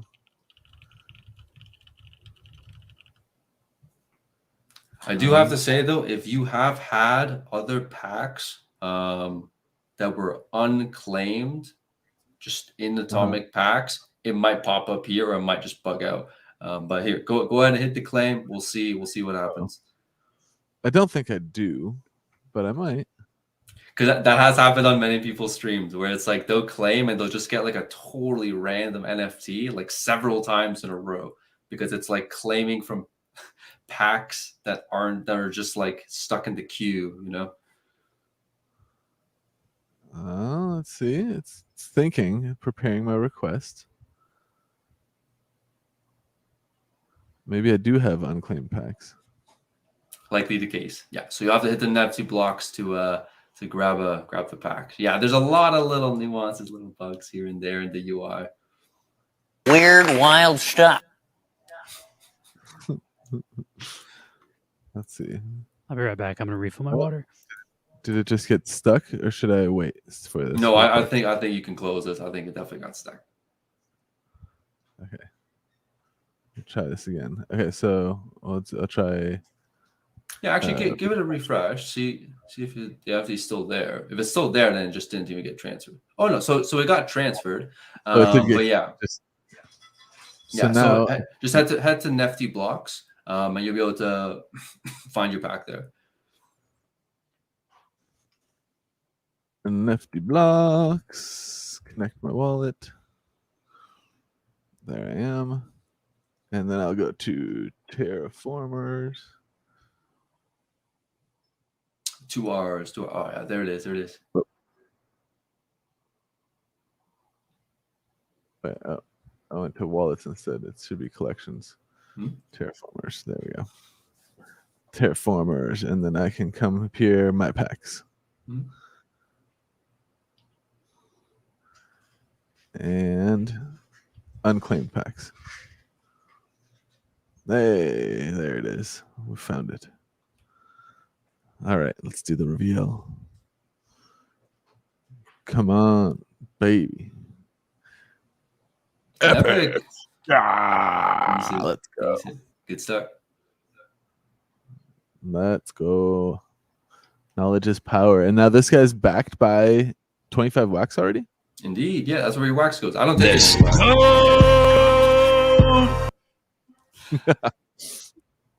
Nice. That's pretty dope. I like that you can mint them with like grind into them like that. Plus, mint like backing them with wax is a clever way to keep the floor from going below 25. Mm-hmm. Yeah. Anytime one gets listed, it just gets sniped like instantly. Yeah, I mean, for sure. Even if you don't want to play the game, just snipe waxes or wax backed NFTs for less than their backing and burn them. Easy. And boom, profit.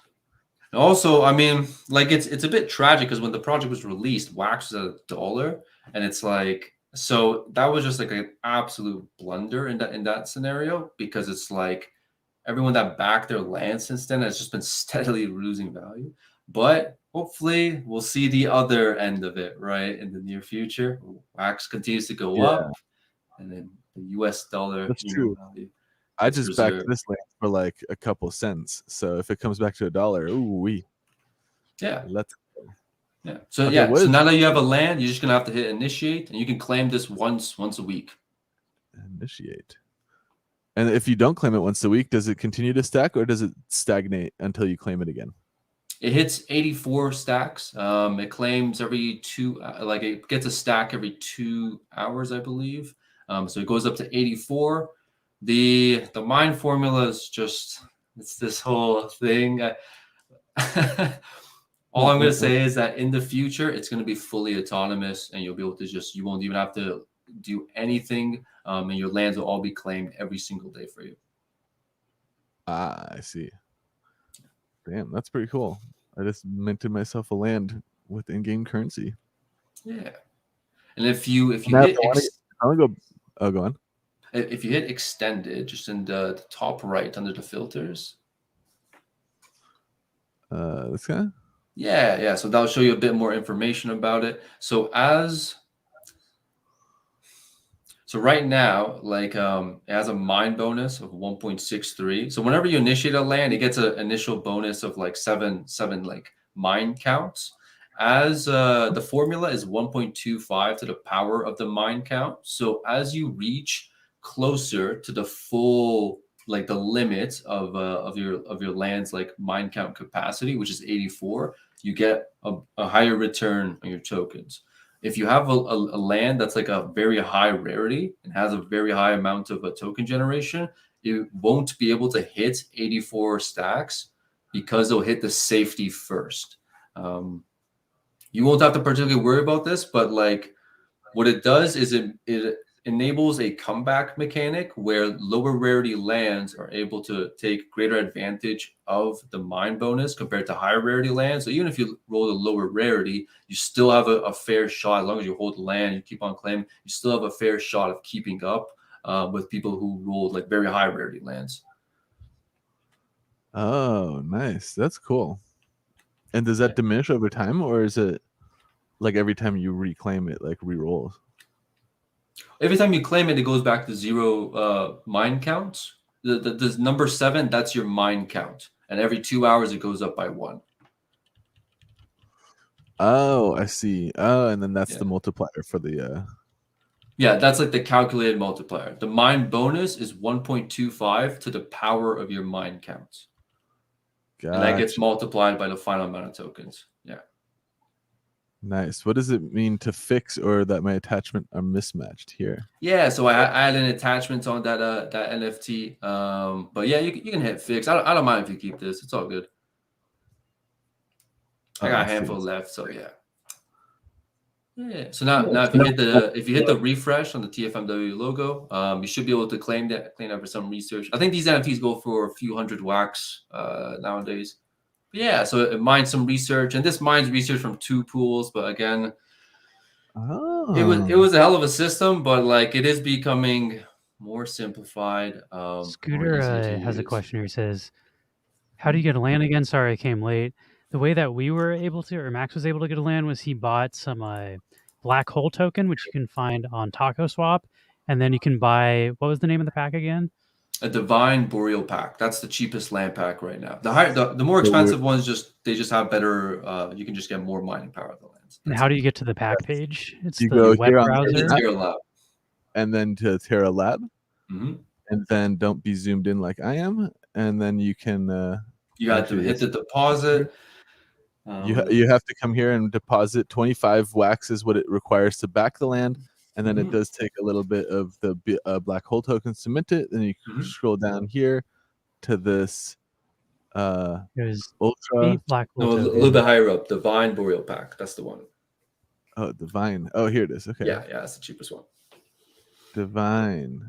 Selected. And you can also just buy the land directly from Atomic Hub, but it'll be cheaper and you'll get a guaranteed, well, not a guaranteed, but you could potentially get a much higher rarity, which Max did. The epics are much more than so you wax or 30 something wax on that. You click claim. I think I'm just doing this a second time now, actually. Yeah, and also if you scroll down a little bit, right before you go to refresh, you can see that these are all the bonuses that you get for having a black hole cannon. So you can see you have a chance of all these mechanics proccing. So the chance on craft multiplier for any divine pack is a 2x multiplier, which goes against all these odds. So you have a 1% chance for it to cost no game tokens at all. You have a 10% chance to mint a lost cargo pack, 2% for a gadget pack, and then those odds, right? And this scales with the chance on craft multiplier, and also scales with having more sets. It's 8 black hole for the cheapest land pack right now, right? 8 black hole. Yeah, so damn. So then once the land will generate you some more of that token, so you could potentially get more lands with your current land, right? If you just and eventually what's that? Like, are there more expensive packs with better odds, or? Yeah, it's 32 black hole for the cosmic packs, and those have the chance of getting like a land. It's like 0.75% chance to get a land with like 10,000 mining power. But it is a substantial amount. But the mining formula, I'm looking at rebalancing a little bit to to make it so that it has like a slightly more even distribution of token generation for all lands. So I'm trying to approach a system that's closer to one land equaling one land, more unanimous like value. But the rarity and all that stuff is still going to be respected, right? Like whatever you're paying for in black hole tokens, that is what's going to be like, that's really what I'm trying to adhere to. When he's saying they're having troubles registering in game, able to log in but not register, you're probably having the same problem that Max had, where you need to do it on the table, right? Yeah. So that scenario was because I transferred him a Doena Core NFT, and it just wasn't showing up. You should be able to log in if you have a Anchor wallet and you're using the owner key, the DApp is not like a setup for that, and I don't recommend using your owner key to interact with any dApps anyways. And the other reason might be is that you might need a little bit of RAM. It's not much RAM, but you do need a little bit of RAM to create the balance in just like the tables when you register. Like I think for element.tfmw, I think it's 2 kilobytes of RAM. You recommended having 40 kilobytes, which it can get released after you're done doing stuff. Yeah, that's for the game. Yeah, for the game, like it takes about 35 to 40 kilobytes, but all of that gets released. Yeah. Let us know if those are your issues. If not, we can try to troubleshoot. Scooter says, I just got 64 black hole. Man's about to get himself some lands. Holy moly. Big baller. Then, here we go. I'm going to unpack my next land. Let's see if I can. And then Wapaka had the question of how do you get a cannon? Because you're talking about there's the discount cannons. How do you get one of those? So you can just select that in the Terra Lab. You can select the pack, just like black hole cannons or BHCs. So that's one of the packs that you can purchase with black hole. Yeah, so it's 96 black hole and 2048 research. It costs a substantial amount, but it is like the research you get just by grinding, right? By playing the missions. And you get it from the black hole can as well. So it pays itself off. And it also like just from the extra NFTs that you get while crafting itself, it helps a ton. And it's like for example, like the Starforge has yet to have the black hole cannon implemented into it, but it will, and you will be able to have these kind of discounts in the Starforge as well. It's kind of like the thing that just like if you're really into the project, you're thinking you're going to be here for a long time, then you pick one up and you're going to have access to all this like a little bit of extra functionality, a little bit of extra discounts. So now Scooter's looking for the packs. Do you want to show that off one more time? So which button you click on top to get to the packs? There's 4 buttons on top. You probably have to log in first, right, before you get the packs, or no? Once you're on click top, on the far right, you click the power button, and then you'll log in with your Wax wallet. Then once you're logged in with your Wax wallet here, and if you created your account and stuff, then you click the internet looking tab. Yeah, that takes you to the little globe here. Takes you to the Terraform Lab is the yellow option, and this is where you see all the different packs that you can choose. So the ones that I've bought so far were the Divine packs, but which ones were the ones that do the Cosmic? Is the one he said that was more expensive, right? Any of the Cosmics, and the difference is, by the way, is that there's 33 land packs in each of these packs, like unique template, or 32 unique templates. It's 33 unique templates, other than the Ultra packs, which have 132 templates made of the other 4 variants. And the difference between all of them is that they just have different set pieces for sets, which increases the functionality on your BHC. So it's like you can pick whatever you want. The Boreal ones are like the newest art that I've made. The arts, I would say, has gone better. So they're definitely your best bet. And if you want to select the different kinds of packs, well, you have lands at the very top. So this is showing like the whole lands, all like the land packs. You can hit BHCs, and then you can hit mercenaries as well. There it is. And mercenaries. Okay. Yeah. Ah. So you can use a Ludi. I mean, you mentioned you had a Ludi. You can use a Ludi for exploring and Origins, or you can try your hands at a Cybertronica pack and get a mercenary as well. Is that the only partner collection you have, or are there any other NFTs people might already have that could be used? Right now, that is the only partner collection that has like an NFT with functionality in TFMW. There are several collabs that are planned and becoming introduced for like the project elements thing with TFMW, which is essentially like other projects are able to have an element, like we'll work together and we'll build an element in TFMW that people will be able to find, and it will have use cases, and you don't have to worry about like any of the tokenomics, any of that, right? All you have to do is just come up with like an idea for what it would be, you know, and how it fits the theme, the ambiance of what I'm creating here.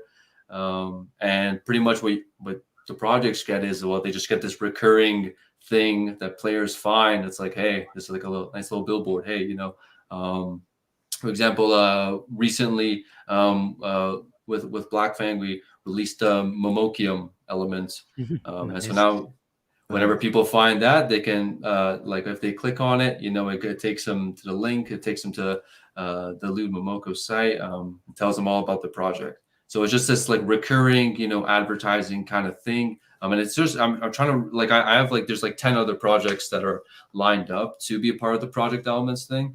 And I think I'd be more than happy to have you guys as a part of it as well. You know, we might be down. Yeah, we also like Lewd Momoko. That's a great partner to start with if you're starting with any.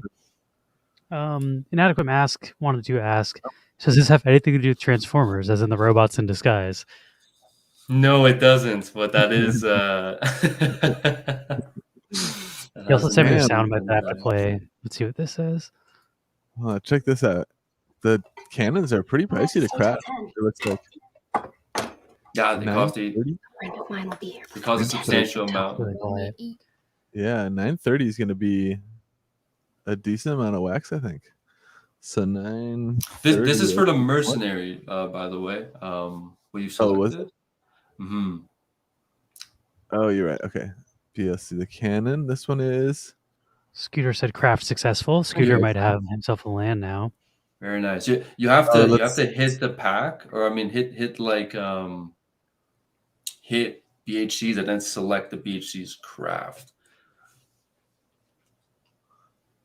Let's see. Monosuerte says we should have a wild name like Neon for our element. They gotta have a bit more, you know, bro science to it. It's gotta be like neononium, something like that. Neonite. Sure, yeah. Neonite. Yeah. Yeah. So if you hit BHCs, top right, yeah, hit BHCs and then hit that. There we go. Now it's loaded the pack. Now that's why I was still looking at the older one. Yeah. Okay. Oh, that's even more.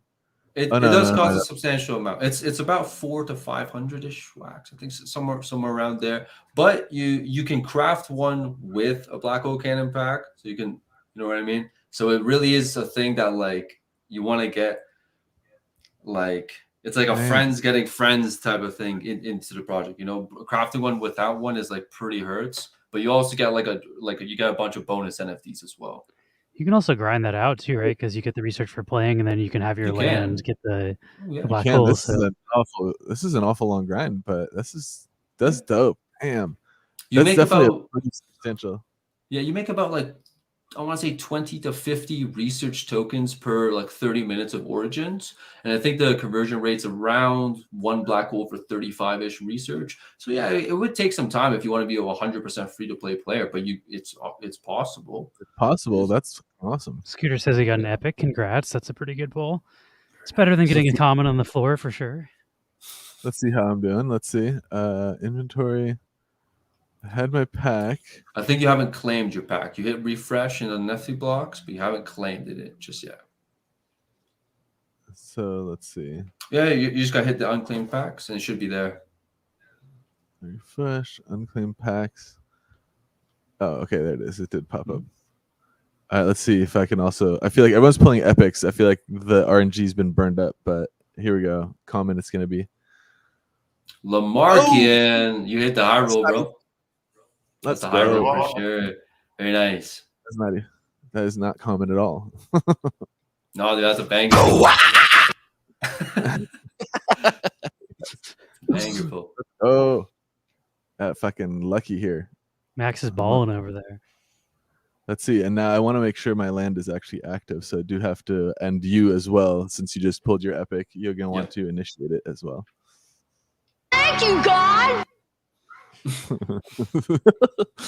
God, stay out of my way. Yeah, stuff you high roll. It's pretty good. If you check Atomic Hub, you can see like Okay, Winnie Frederick said they're in now that they switched wallets, so they've entered the matrix. Congratulations. Very nice. I'm in. All right, let's see. Oh yeah, these guys are showing up on Atomic Hub. Oh my God, there's only 7. Yeah, Fuck this yeah. is the big low mints collection. Like it's over 1,000 templates. So Damn, that is a very rare NFT. Hell yeah. Variant Divine sounds good. Infusion Loop. Well, I like this one as Infusion LSD. I can get So into I that. think I'm pretty sure you made. I think that's like an EV positive pack open just on the Epic. Because it's like about Yeah, let's 60-ish wax or lowest listing. Yeah. Lowest listing is 59 right now. Knowledge is power. Yeah. Yeah, let's go. That is a net positive pack rip. Then this one doesn't even have a listing. No. A lot of the high rarities, you will not find listings for them. They are extremely difficult to get. I'm also not listing it. I'm trying to play this game, so sorry. I love it. I feel like this is a little crazy expensive. I could send this back to you. I feel like this is kind of a. I have crafted a handful of them, and I'm okay with giving away some of my assets. Like, because to be I won't honest, turn it down, but I don't want to presume I can just keep this. This is a pretty pretty hefty NFT. It's like $20. it's okay, bro. It's okay. It's okay. I do have like a few I'm hundred not assets. selling it. I'm going to use it to play. So Fair enough, man. Yeah, fair enough. I do have a few hundred assets in the collection, so I mine like a good bit of tokens, and I use that to just fund giveaways, and try to get people into the project and let them have a go at it. Damn, that's legit. Let's see, MP. Oh wow, yeah, the mining power of this one is substantially more than the Epic. 100 is huge. Even 20 is pretty good. The floor ones had like anywhere from like 2 to 8, I think, mining power. Mm-hmm. Damn, wow, those packs kind of rocked. So hell yeah. Now that you saw me pull really good ones, I feel like maybe give it a second, let the RNG refill a little bit. You know how it works. Yeah, let someone else grab the comments. Yeah. I think that's like a 1.25% drop rate to the market. So that's definitely somewhere around there. Definitely a high roll. There's like 7 of those out there. Nobody lists them on the market. That was a big win. I fucking feel lucky right now.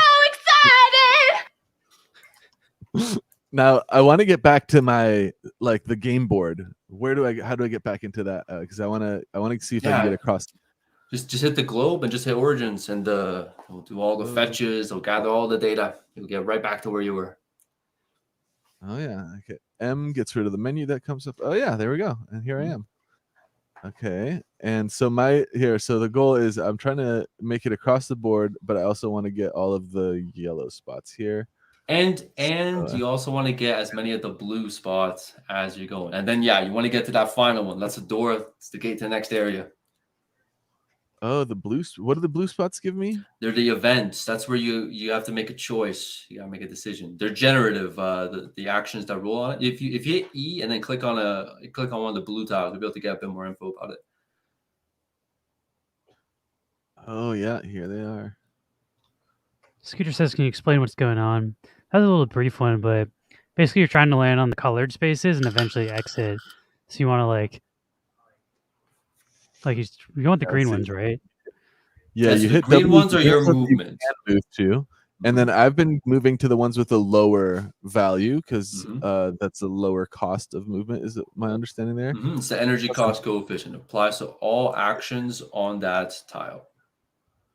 Gotcha. So then, do you want a lower cost? I think would be the better. And then hold on, there's a way that energy cost better, does it? Now that I've updated, correct? What do I have to set to do that? Or it just now it automatically pops up when you click the tile. You still have to hit the sign, but before it was like you had to click launch anchor, allow anchor to open, right? So it's a bit of a better experience. Wow, that's what the new update's done. Okay. So can you run out of energy? Why do you want to do lower energy ones? Yeah. If you run out of energy, you can't move. That's the end of your run. You're gonna have to finish run. And you want to reach at least area 2 to be able to get rewards. You don't reach area 2, all your rewards are forfeit. But you can immediately start another run if you'd like. Yeah. So it's basically like you're just trying to get the most you can out of each run, but there is no capped now you have to wait a day to play the game. Like you can start again, but you're just not going to get any rewards if you waste your energy before exiting the level. Exactly. You just got to get at least to area 2. You're on area 0 right now. So you can, and the game goes on infinitely. You can go as far as you want, right? Most people, It's I think almost like a puzzle. It's like a math puzzle. It's like a dungeon crawler, chess kind of thing. But right now it's like the grace period, you know, you're just basically just having to stroll, getting a bunch of loot. Fox says, is there an advantage to going further than Area 2, or is it better to grind events? Like, would it be better to run out of energy quickly and then start over, or like, do you get better stuff the farther you go? You do get better stuff. So you get more mining power and magic find. If you hover over them in the top right, you'll be able to see all the functionality that comes with it. And basically, as you go further in, I think the pixel size is too small. It's barely legible. Yeah. I'm on a TV, so it's like the screen. Oh, I see.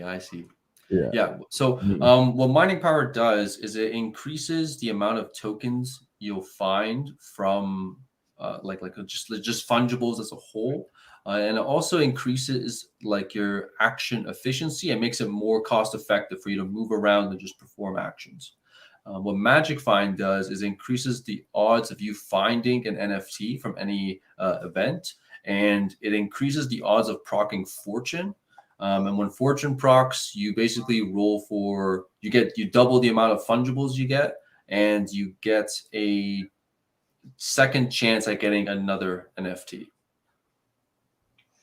Is there a way to increase your energy, or is the energy always the same for everybody? No. So you start at 100, but then the class differences will have kind of like a different dynamic. And then also just all the equipment that you find and socketables and stuff. Well, that's what all the properties So and those stats boots might have helped Max have more energy. Yeah, those boots give Max 7.183 extra energy. That's a 7% increase. That's good. Several moves. Yeah, that's pretty decent. Let's see. Yeah, so now you're on an event. Yeah, so on the top half is the events that like you can select any tile and it'll show it on the top half. The bottom half is the tile that you're on, and that's where you'll have to perform the action. So who have we got here? Powerful Gather of the Writer or a rubbish inspection of the tracker, I think. I can barely read it. Yeah, that's what I'm seeing too. So I feel like powerful sounds better than rubbish, but I don't know. Yeah, the game's supposed to. I try to make it intuitive, but there's I think it's about 30 qualities and 30 domains and 8 or 9 actions. So the action is the thing in the middle. It's the gather or the inspection. The qualities, the powerful or the rubbish, and the domain is the of the writer or of the tracker.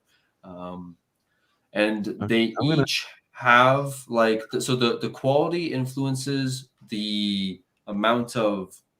I think the qualities for the fungibles and the domains for the NFTs, if memory serves you correct. But basically, you got generative actions, and you're gonna have to. It's like a puzzle, right? You got to reason, well, which is the better option, right? Mm-hmm. Oh, I see. Okay, I'm gonna go with the writer here. So click that. Okay, yep, it's an action. Mm-hmm. And you can see on the right, if you look on the right, you'll see that your number of fungibles right at the bottom, or I guess from somewhere in the middle, you'll see the number of fungibles has gone up. You found, I think it's a third. I think it's the last thing on the right, the last little tooltip. It says plus. Oh, Yeah. So it gets rounded down to the lowest, to the floor, the lowest integer at the end of the run. But right now you found about. It says plus 0.5 is what it says. Yeah, plus 0.582, I think, fungibles, and about 0.2, or I guess like 0.3 research. That's what it gets converted into. All right. So next, I want to get to this yellow square. So I'm going to go here first, and that'll put me in a spot to jump to the yellow square. He also says he's found one key, I think, one of 4 keys. This is my second key. And you need all the keys to open the door at the end, or can you just ignore some of them? Okay. You need all the keys, yeah. And Wapaki was asking about going further than Area 2. So like the strat is to try to get as many events as you can along the way, and then try to get as many events. Like you definitely want to get beyond Area 2. But the strat is to, I think, because like every time you go further, the energy cost is amplified, but you also get more magic find and you get more mining power, which increases the odds of all the actions that you perform. So it's like the game is designed to really scale to like very, very high amounts and be like equally difficult. But I think like the best strat is to try to get like a bunch of events around like areas like 2 to 4 ish, and then try to finish like further out, like around area maybe like 5, 6, or 7. That way you're able to like finish the game and have the highest odds of getting high rarity gear. That makes sense. Do you have to like decide when you exit if you're going to continue or exit permanently, or is it like you just keep going until you run out? You just keep going until you run out. And when you want to exit the game, you just hit M and then hit finish run, and that's it. And you can finish a run after you run out of energy. Yeah, you can finish run anytime you like, but as long as you're beyond area 2, you'll be able to receive rewards. Boom. Third key acquired. Now let's take a look at this board. So, here, if you hit E, you can drop that. If you hit spacebar, you can see the top of the board, top down. The UI is going to get improved a ton in the very near future. In about, I think, 8 or 9 days, we're going to have combat. We're going to have life forms that are going to be with it, like they're going to be kind of controlled by a sort of like an AI they're going to move around, and they're going to try to defend positions, the same way like a knight might try to defend like a particular other chess piece, right? It's going to be that sort of scenario. So the game's going to get a lot more difficult, but a lot more rewarding in the very near future. Here we go. We're going to this one. I'm going to go to this event next. Bam. Got it. How much energy do you have left? Let's see. I go to E. Energy. I have. You still have 100? Yeah. 100. You're doing good. I'm doing all right. And does the energy reset each round, or is that for all of the levels? You have to just go with your. It's for all the levels, yeah. Okay, so you want to be saving it so you can get through multiple of them. Let's see. But with like a lot of the new functionality that's planned, you're gonna have things such as abilities that you can, because energy is one of the 11 resources that you're managing. It's the only one that's presented right now, just for people to be introduced to this whole thing. But there's 10 other resources that you're managing, and you'll be able to perform actions. Like let's say you have like a shotgun, you're able to, and it's got like energy vamp, right? You're able to shoot a life form with it. You spend like shotgun ammo and you gain back energy, right? You also have traits or like affixes in the game engine, such as like flat regen, right? Which can apply to any of the resources. You have like percentage max regen, you have percentage missing regen.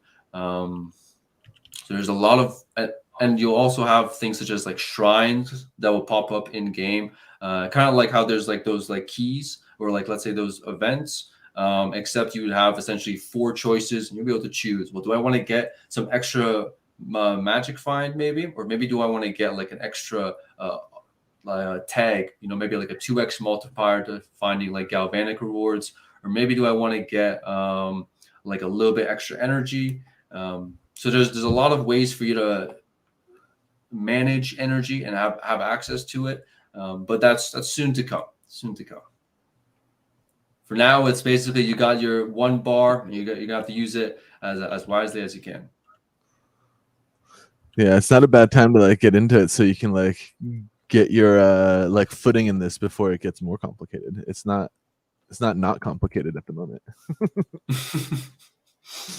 But this is pretty cool. I actually like this. Like the grind is cool. I also like that there isn't like a cooldown that I have to wait for. It's literally just like, I'm limited by my CPU, I suppose, but I guess I haven't really taken a look. Let's see, how's my CPU doing? I'm still gonna give it a refresh. Well, maybe refresh this.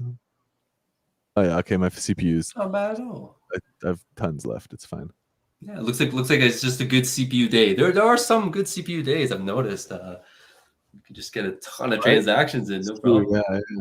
Because CPU is like a shared resource across the entire network. So if the network isn't being super actively used, then I get lots of CPU for my stake.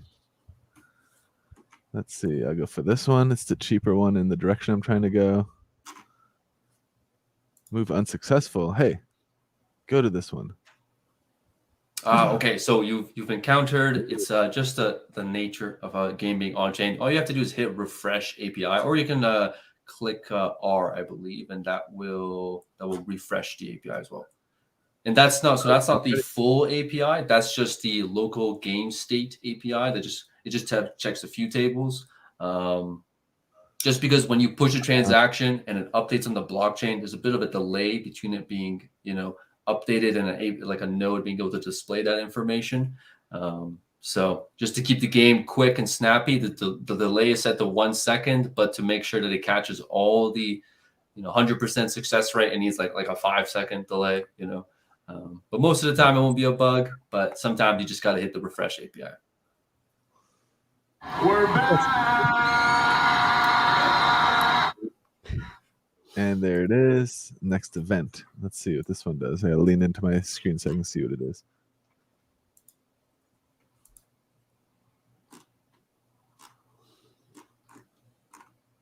Says, I Damn, can the hardly NFT read that.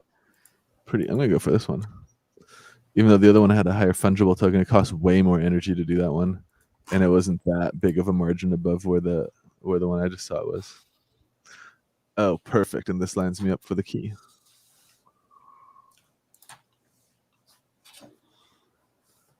I don't think we have Wayo on there.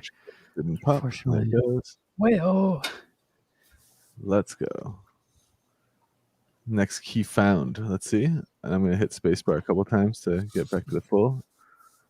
Okay. I'm on my way. I think I'm going to start working my way this way now to get to the door. Mm-hmm. It's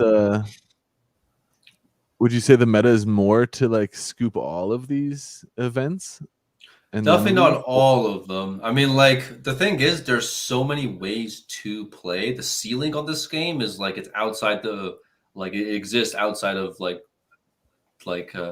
human ability, technically. You can like look and just click and look on every single event and try to figure out the best way to path and whatnot. And it's like, of course, well, could someone make a bot to do that? Sure, but what happens when there's life forms that move every time you move, right? You're fighting for your life here. So the game's like, right now it's technically bottable if someone can piece together the architecture, but with life forms, it's like you got no chance. You need an AGI, but then you don't have a data set, so it's pretty much bot proof. Damn, this one boosts my NFTs by 16%. I'm going for it. Let's see how I do with an NFT haul at the end of this. He's the best. It's the best. It's especially delicious. Let's see which one I want to choose. I'm still gonna send it.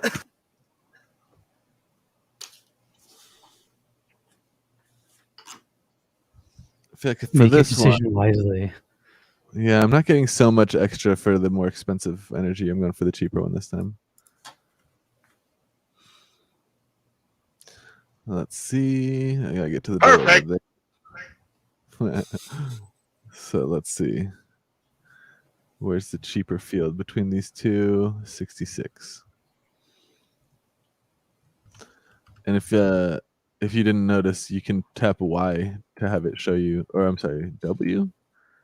And it'll show you first. Yeah. Oh, otherwise, if you mouse over, it'll show you anyway. But W's, quick. It enables the quick move mode. You want to hit W if you got let's say a tile that's you can move to, but you just want to have a look at what's there without actually moving to it. Gotcha. Here, if I go here, the next step. I can't stop eating. What's that from? I fucking recognize that. That's Fat Bastard from Austin Powers. Okay, yeah. I think. Oh, yeah. There it goes. After I said that, I was like, is that what that's from? But I'm pretty sure it is. It might be, yeah. Hot, hot, hot, hot. Oh, we're going for the higher NFT chance and lower energy cost one for sure. Notice me, senpai. Notice me. Jesus. I don't know what That that's sounds from. like a YouTube video. That sounds like a person I know who does YouTube videos, or at least a person I've seen on YouTube videos. I don't really know that one from the podcast either. That's a rare drop. The rest of these are pretty This is from the This Is Important podcast. Somebody made a soundboard of all the sounds they use. Like, it's a bagel. This one I feel like makes sense to nobody unless you're like very into the podcast. It's a bagel. That was from Blake, who was like super hungover on some morning show, and they're like, "Oh, are you enjoying your muffin?" He's like, "It's a bagel." But like, I don't know. They like told the story on the podcast, and it was funny, but it's an interview that hardly anybody saw that you would only know about if you've seen the podcast and listened to the story about it. Which I've seen it. It's pretty funny. Deep cuts. Oh, I gotta refresh the API so it pops up. I've stolen a bunch of these sound bites, though. If you can't tell from my soundboard, they've got some fire sound bites. Your boobs are huge. Okay, because of where you are, I think I gotta fix this as a bug. It's like the camera's like looking over, just because you're right at the wall. So that's why it's upside down. Yeah. Oh, let's see. Oh, right. Yep. Yeah. So it need to be like that. That's okay. I can navigate my way to this door. Okay, I'm almost out of this first maze here. Well, why don't you cry about it? I mean, it's a positive. 1, 2. Here, the 70. There's a lot of Ace Ventura sound bites on here, or a lot of Jim Carrey ones. Hogan! Wait, That's is from that? The Mask. Oh yeah, You can right-click drag, by the way, to move the board across. Oh, you're right. Yeah, like yoink. Yeah. And here's the event. Let's get the event. All right, I'm down to 83. Doo-doo.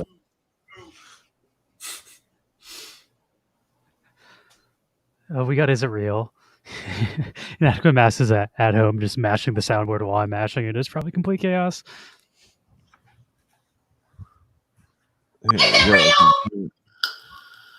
I can't believe this soundboard exists. Like, I went and found most of these sounds from their original sources and ripped them myself for my soundboard. That one's from April Margera, Bam Margera's mom, when there's an alligator in the Jackass movie. That's her yelling, "Is it real?" Classic.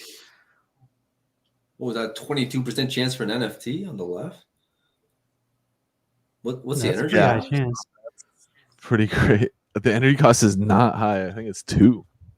It's pretty good. Go for it. 2 for 2. Yeah, 2.2. That's definitely the one I'm going for. Let's take Alrighty then. Now I just got to find a way to land on this last key. It'll probably you have encountered a gulag position. Yeah, fuck. I guess.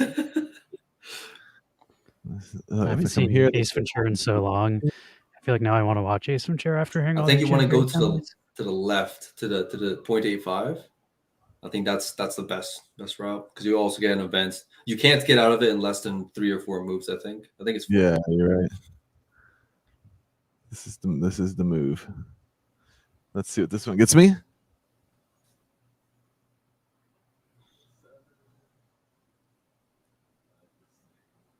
Yeah, they're both about the same. This one's cheaper.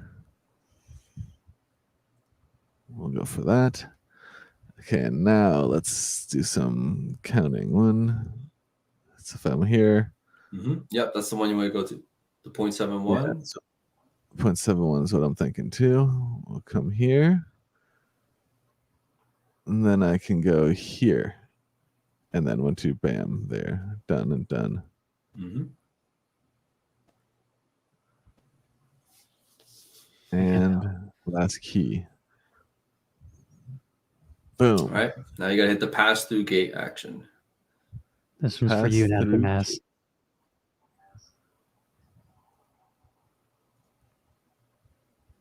Right, I got a big fucking boner right now.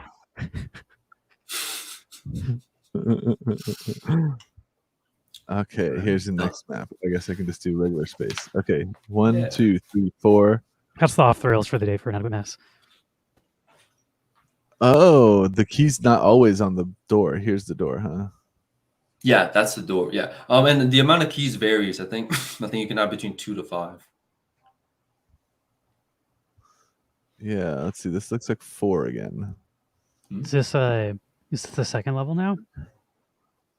Yep. You're on area 1 now, so I guess technically yes, the second level. Okay, so you got to get through 3 of them. Do you have to get to area 2 or clear area 2? You just have to get to area 2.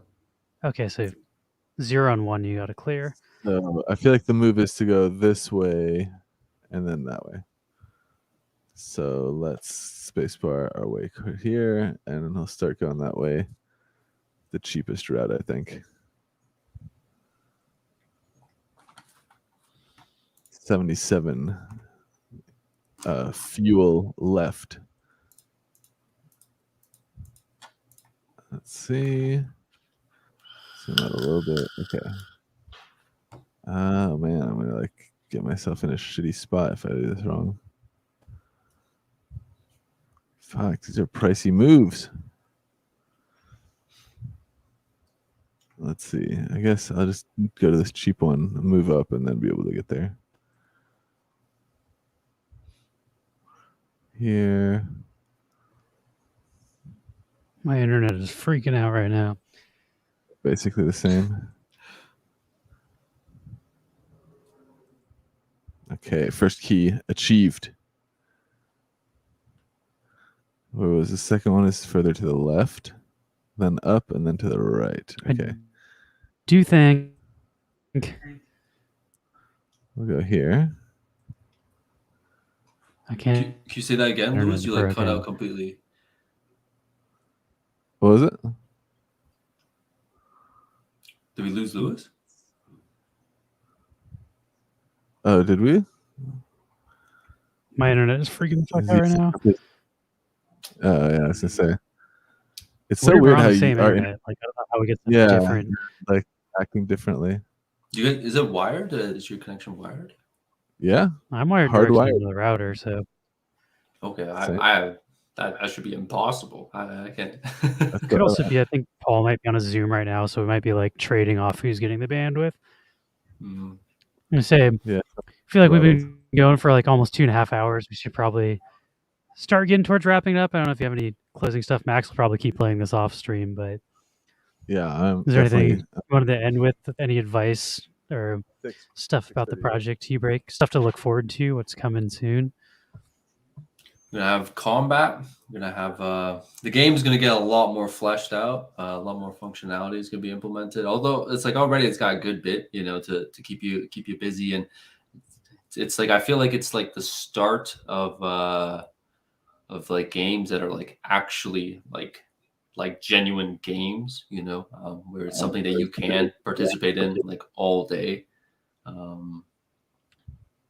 I'm super excited for all the stuff that's to come, but I don't want to give people's hopes and stuff up. It's like just come play. You got really nothing to lose here. I've been building it for about 2 years, one-man effort. All this, putting in my 80 hours a week for usually 2 years. I started this project without even knowing how to code. I'm 24 now. I've got 2 years of experience under my belt. And this is where I'm at. So if you want to participate in this research, again, like there's no promise of profit, but by participating and like holding these assets and whatnot, like especially like lands, black hole cans and whatnot, you'll always have access to the content that I'm creating. There's going to be a substantial, amount of free stuff that you can engage in.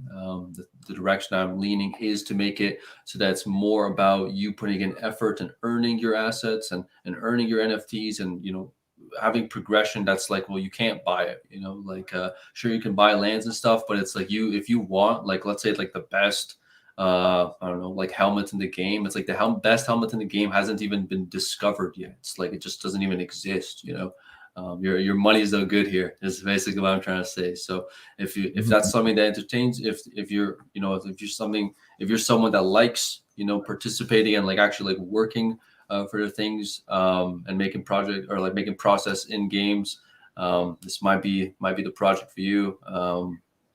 It's going to be a lifelong project. I've got no plans on abandoning my post or changing anything up, in the name of profits or whatever.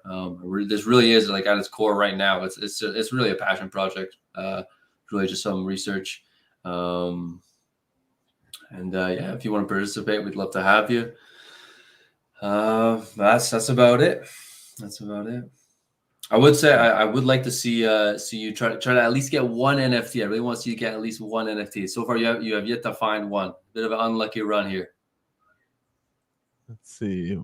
Is there a specific thing that gets me better odds at finding them? I feel like I would keep opting for the NFT chance. There's nothing you can do outside of what you're doing right now. It's a little bit luck dependent, right? Sometimes you can get not much. Sometimes you get a good handful. Gotcha.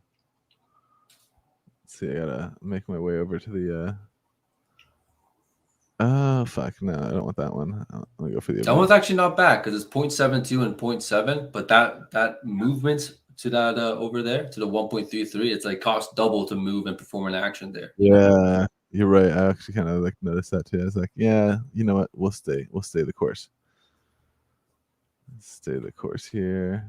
And if you hit R, it does a refresh API as well, so it could be a bit of a smoother, faster experience.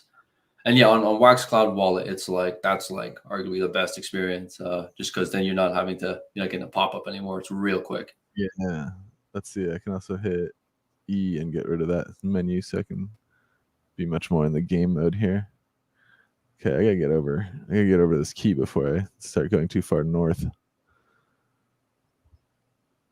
Oh yeah, and also right now this part of the game is like not mobile friendly at all. There's just simply I'm gonna finish all the UI, all the functionality first, just so I know what data I'm working with, so that I can present it in the best way possible for mobile users. Because the game is on chain, you can technically play this on any device, as long as you have an internet connection. But it's just again trying to fit all this information within the constraint of limited pixels on a mobile device. Yeah. It also means that what I also have planned in the future is to have like support for like a controller, so you could just like sit back and just do all the actions on a controller, and really have that nice gaming experience. That's Max's speed. Max is not a keyboard mouse guy. He loves his Xbox controller. That's true. Perfect. Let's see, how am I doing on energy? Okay. Not enough to dick around with this event here. It's not in the right direction. You can also, people in our community are interested in this. Max is now earning some black hole tokens. He might be able to give away some land. We might be able to give away some land packs in the future. Honestly, I'm more than happy to craft up some lands for you guys to give away. Yeah, we're definitely down. People enjoy their land, but it's also one of the cool things that now Max is into it. Now Max can share the love, unless he's going to use all of his to craft stuff. I'm going to be honest, the mining is pretty tough. The max supply for black holes, it's 182.5K. So it's like, and there's only about 20-ish K tokens in circulation. So it's pretty tough to get your hands on black hole tokens. It's so mining is a bit slow. But it's, the more lands you have, the higher the odds you're gonna get like one of the really rare lands. And one of the really rare lands, like they can generate like one black hole every day or every couple of days. So that's like the big jackpot. Once you get one of those, then you're really able to start compounding your land expansion. Yeah, hell yeah. I'm excited. I feel like I got a pretty rare one already. Like as far as the super rare land, you killed it. That's how often, like for the mining power, is that how many it's mining, or is the mining power not the amount of tokens? Yeah, the mining power isn't the amount of tokens. It's factored into the power pool. You know what a power pool is? It's like depending on, like you get your share of the power. Exactly. It's like the sum of all the mining power. So the more mining power, the less you're going to get for your same amount of mining power. It's like a liquidity pool share. Like the more liquidity that's in there, the less you get. Oh, and Wapak is also advertising. There's also a Taco Mule, which gives you black hole. So you can. So that means if you provide liquidity, you'll earn some of it, right? I would say that at this point in time, it is more lucrative for you to like if you're trying to generate black hole tokens, the odds are you will probably generate more black hole tokens from providing liquidity than from crafting lands. I think because about 6.25% of all tokens produced from everywhere in the game goes into those meal rewards, and is distributed amongst liquidity providers. So it's a pretty lucrative way to start growing into the project, and it sort of helps facilitate the distribution of wealth in a bit of a different manner. So it's like even if you don't have lands, you can still generate black hole tokens, like a substantial amount, just from providing liquidity. Nice. That also is a good incentive to keep the pools stacked with liquidity, which is, the point. I take it. Yeah. Well, of course. That's a key part of it. Yeah, for sure. Boom. Moved on. Level 2, baby. Max made it. He now qualifies for his rewards. How many FTs do you got in there? He's yet to find any, unfortunately. Now I'd say just start. I mean, you can continue to go further, but I'd say just start picking up as many events as you can. Yeah, I want to see you at least get one, bro. You deserve one at least for all this hard work. Let's see if I come. Oh man, wait, are none of these spots gonna get me any NFT? That's like the perfect like mess right there. That's. This one gets me to the next event at least. It gets me to an event in a single move. Bam. Oh yeah. This guy moves like the knight on a chessboard. All right. I'm gonna go. Do the different classes move differently, or they all move the same? They all move the same. I was considering of making it so that like it is kind of planned, to have different movement types for the characters or like for the different classes, but I think it would be kind of tough to balance.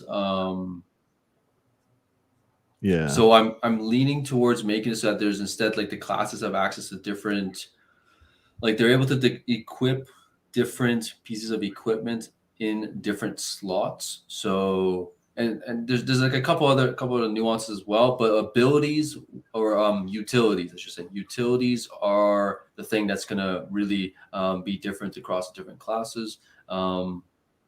Essentially, like the utilities will give you access to things such as like you'll be able to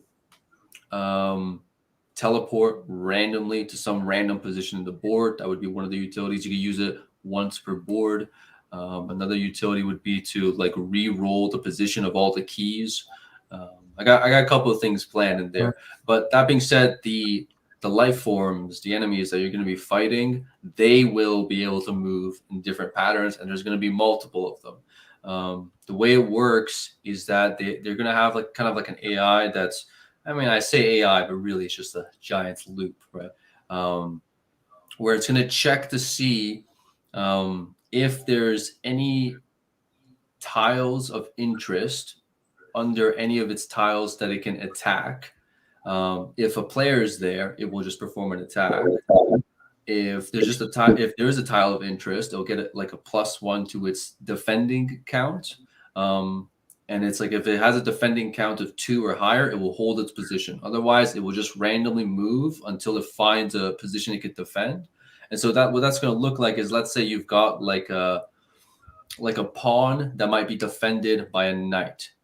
That's what the circumstance I'm trying to set up for the board, and the board will just like all the life forms and stuff. They will just randomly move around until they get to these positions that they're holding.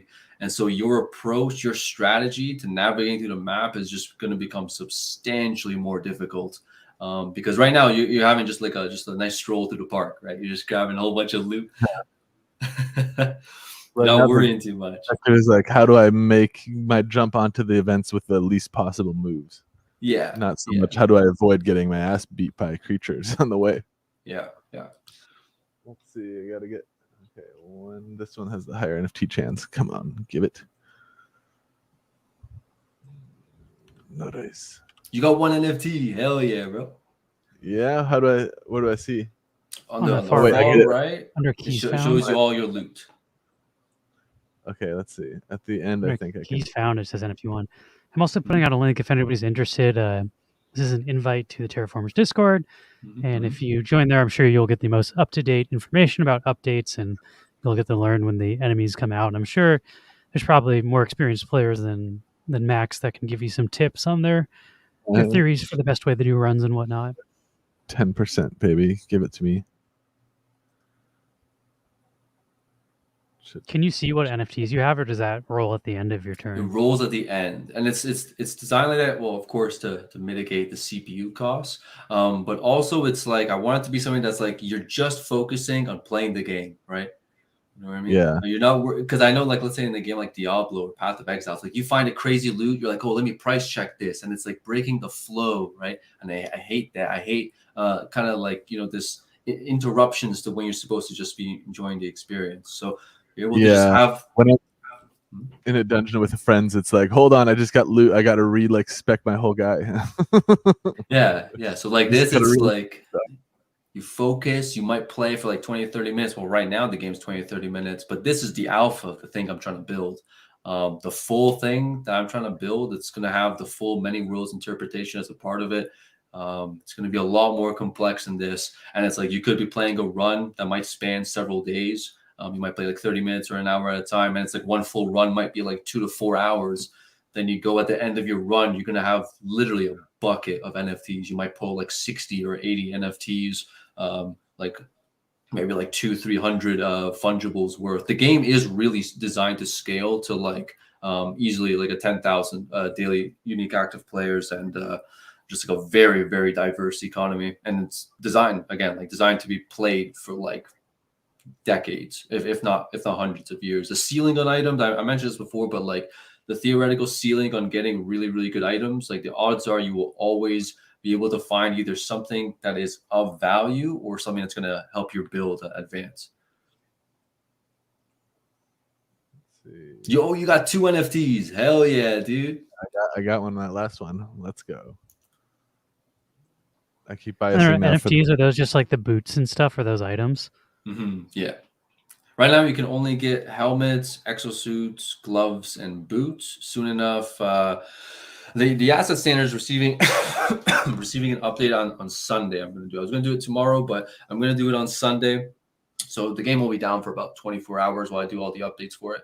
And there'll be another update at the end of next week to implement combat. But once that update goes through, you'll be able to find socketables. So you'll be able to socket NFTs inside of other NFTs, which is a part of Doyana Core. It's like just natively supported.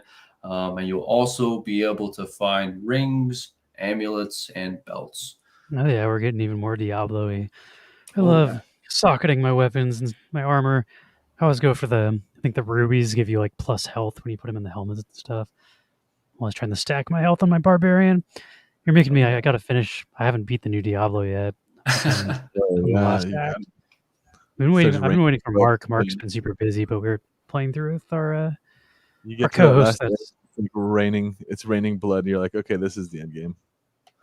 I haven't got there yet. We just beat Act 3 though, so I think Max beat the whole game. But yeah, we have like a different playthrough we're playing with. I wanted to beat it.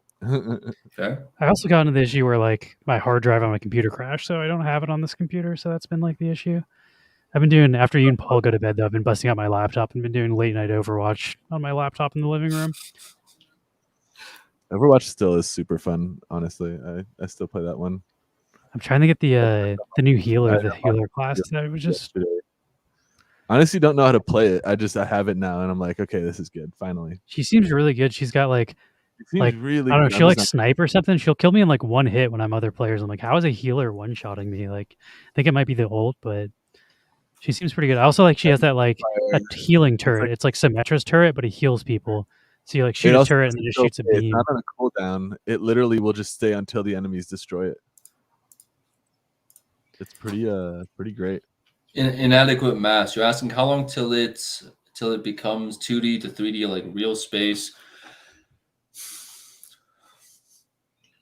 It's tough to say. Get it. 20 fucking %. That was good. Definitely not by the end of this year, but likely I think the full game will probably be out sometime like in the middle of next year.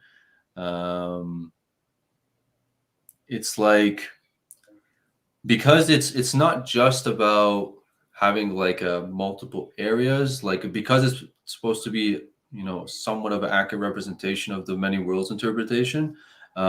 It's about like the fragmentation of timelines and how there's like the cascading of events, you know, and there's time travel and world travel. So it's like you're going to be able to, let's say, go to the past, plant, you know, some kind of like treasure in the past, and then go back to the future and see how that treasure has aged. You know what I mean? You're gonna be able to go back to the past and like spread, like let's say you like implement some sort of like a genome change into like the enemies and the life forms there. Then you go into the future and you watch how that's mutated and how that's changed the trajectory of, you know, evolution and whatnot. So these are the things that I'm trying to fit all of it on chain. And it's like, program wise, I do think I can like, I'm pretty close to being able to do that right now.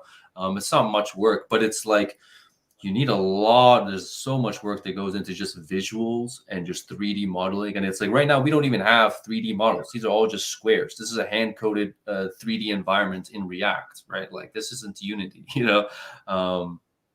And it's like there's like a ton of work that needs to be done. And just because it's like, even if you have exceptional technology, if you want a lot of people to come try out the game and play the game, it needs to also look beautiful, you know? So I'm in no rush to try to deliver that, you know, just one step at a time. But that is the big plan. You know, that's the big thing I want to build. It's the thing I want to see exist. The master plan. It's pretty ambitious. The scope of this project is ambitious. When you were like, I have my own asset standard, I was like, what? Like, it took me like 20 minutes to get beyond that to even get to the game. I was like, that's that's super ambitious. But the rest of the stuff sounds really cool too. Looks like Max is almost out of energy. What's your energy at? 8? Yeah, 6? 6 now. I just went 2. Let's see what NFTs you get, and then maybe we'll wrap after that. Couple more events, I think. This one. I'm excited to see where this goes. I've definitely heard of your project for a while, and I know you're like in a bunch of Discords I'm in, but I've never actually seen the gameplay. Even though it's like kind of clickery, I feel like there's actually strategy involved, and it's not just like, you know, it's not just a token faucet. Like the moves that you make change the outcome, and like understanding where you want to go, and even like choosing between the two things on the events and like the paths that you take. Seems like it's a lot more strategy based than a lot of clicking games. I am trying to make a game that's just, you know, it's gonna be captivating. You know, it's gonna remain interesting. I feel like a lot of games that exist today, and not just in Web3, but even is like especially in Web2, it's like very obvious that this is just designed to get sales, get people to play it for a couple hours and move on. You know, they're not trying to create something that's gonna last the test of time. So that's really that is one of the core values. You know, trying to make it so that it remains interesting at least forever. You know, it's complex enough to, you know, foster like a lasting interest. Maybe one day Max will pass down his stash to his sister's kids because he won't be able to grind out all the items he wants. Then maybe your sister's kids can finally get that perfect item that you've been searching for 45 years. Exactly. That's the vision. All right, so now you can just hit finish run. And it looks like you got 2 NFTs. You'll be able to see all your rewards once it rolls. Finish ones. Let's see. What are these? Yes. Well, it's weird that the yes is red and the green is now. I just wanted people to be sure, you know. That means you're leaving, you're running, you lose all your energy or whatever. Exactly. If it's like you don't mean to finish your run, you know, not. All right. So now you want to hit just the reveals and just claim everything. Yeah. Reveal. Oh wow, that's a lot of stuff. Dude, what? They got all these from that? Mm-hmm. Shit. And then we got. That's also perfect. You already have boots, so now you got the chest piece and you got the freaking gloves. Very nice. So yeah, you want to go ahead and claim those as well, though. So don't forget that. It's just like an unpacking thing. You got to hit the claim too. Oh, I see. Claim is in the top left, right? Yeah, just right on the buttons that you click to reveal, you gotta hit the claim. Wait, hold on. Are you looking for the claim button? I'm getting a glare. Yeah, hold on. It's on the very top. Like it's the same button you click to reveal. Left one. Oh, I see. Yep. There's two of them. There's that one for the FTs, and then to the left is the NFTs, I think. Or the other way Claim. around, but one for each. And then let's see what's this guy. So you got a handful of research. You got 16 research. That's about half a black hole token. Not bad. Take it. You're on your way. This one. Now you can hit return, and if you select the class and then you select the chapter again, you'll be able to head to the loadout. And you'll be able to see what you I got. feel like next time you got to send your Ludi or get your Ludi in your web wallet. And Yeah, I got to move my Ludi to my hot wallet, which I don't know. I like keeping my collectibles in my cold wallet, but I'll do it just to play some games.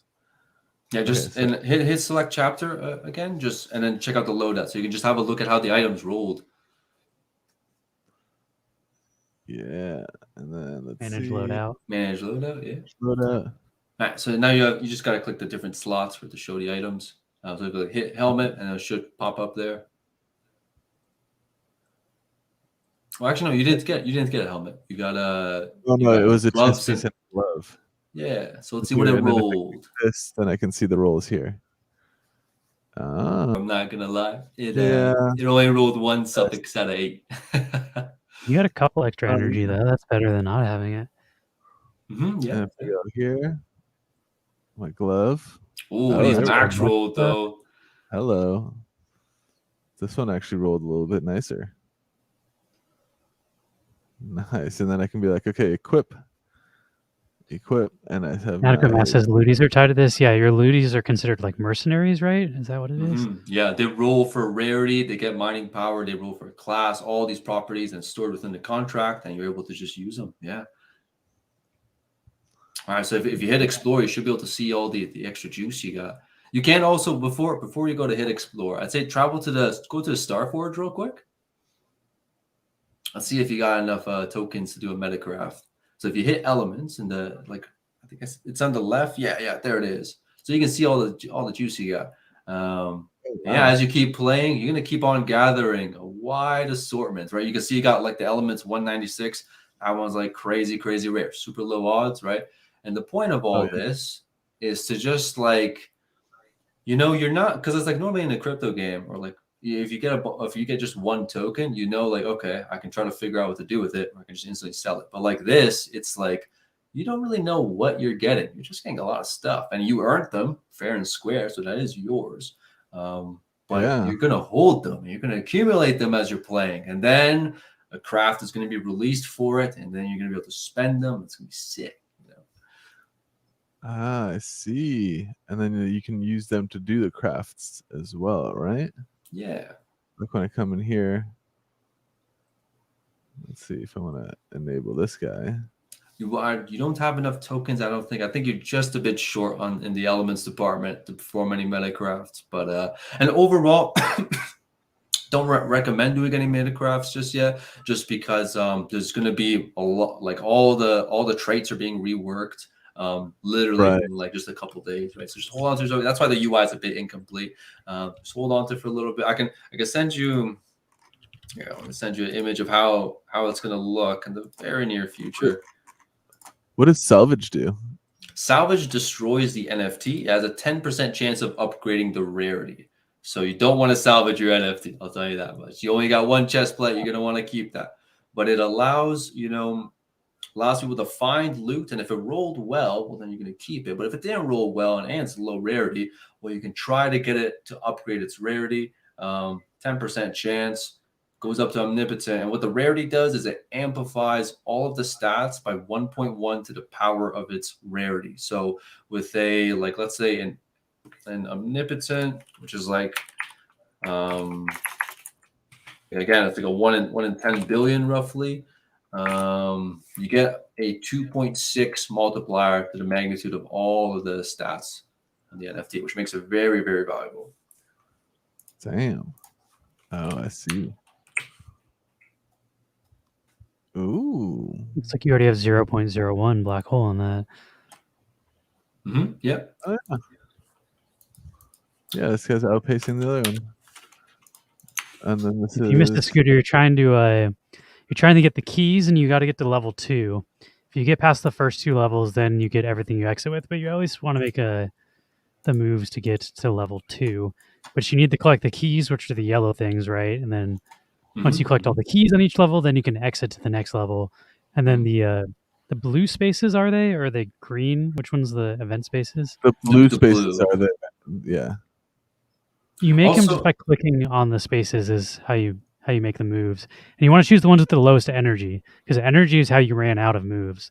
So you want to choose the ones that take the press W, and that will enable movement mode, and then you'll be able to click the green tiles to move. Also, I sent I'm ready. I got 5 packs ready for you guys to give away if you want to do a grub fish or something. We could do a couple Oh, grub fish or. do you need our giveaway wallet? Yeah, that'd be great. I'll put You it can in toss in the private chat. Also, if you click that the link I just sent, the attachment, that'll show how the loadout's gonna look in the near future. We're gonna have a full-on stash tab. Oh, hold on, I want to see this too. Let me jump back over to you. I put your screen off for a second. But Alrighty. looking at that screen here.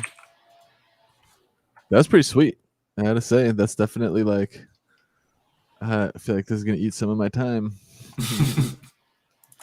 So this is how the loadout screen is going to look. Well, this is how your stash is gonna look, and you're gonna Your have. stash. So this is gonna be an that's- on-chain. Like this is part of like the asset standard update. You're gonna have on-chain stash positioning, so you're able to assign where you want particular loot, NFTs that you've got to go in particular spots in your stash. And the stash is unlimited, right? It's just like a number position. And basically, it's gonna allow you to just have like a much better time navigating NFTs, right? The game's designed for you to be able to hoard thousands of NFTs, and this just gives you the ability to just have all those assets in a very very concise format. And you're gonna have like nested stashes, so you're able to let's say assign 2 NFTs to position 0, and then that will be a stash within the stash that will be able to open up and have pages. And this itself has multiple pages as well. But yeah, the game's getting a lot more polished up in the near future. I'm not sure. Scooter's asking, why do I get an error when logging into the page? So if he clicks X, it removes it, but not sure. Maybe you can post the error in their Discord, and they'll be able to. Yeah, come on over to Discord, and I can more than happy to help solve any tech problems you got.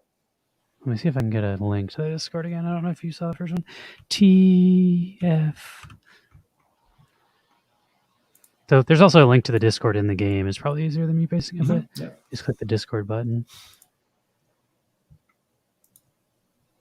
And by the way, I should mention the reasons so that the docs are currently taken down. The landing page is practically non-existent. The reason it's like that is because there's simply so much functionality. I mean, it's taken like better part of like almost three something hours to get the spill and get the run through on it. So it's like, also Max is muted. I can't hear Max. He's probably talking to Paul. I'm talking shit to Paul off screen. He's like, he's doing something funny, and I'm making fun of him.